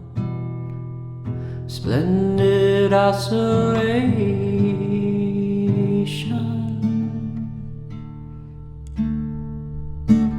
Don't wanna wake up with no one beside me. Don't wanna take up with nobody new. Don't want nobody coming by without calling first. Don't want nothing to do with you.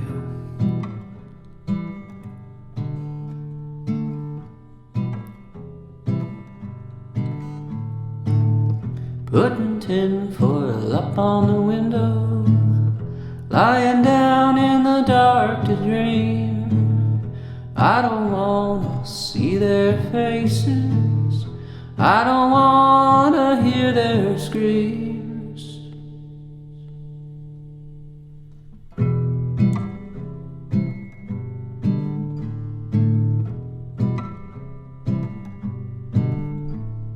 Radio nowhere. Is there anybody alive out there? Radio nowhere. Is there anybody alive out there? Is there anybody alive out there? Radio nowhere. Is there anybody alive out there? Radio nowhere. Is there anybody alive out there?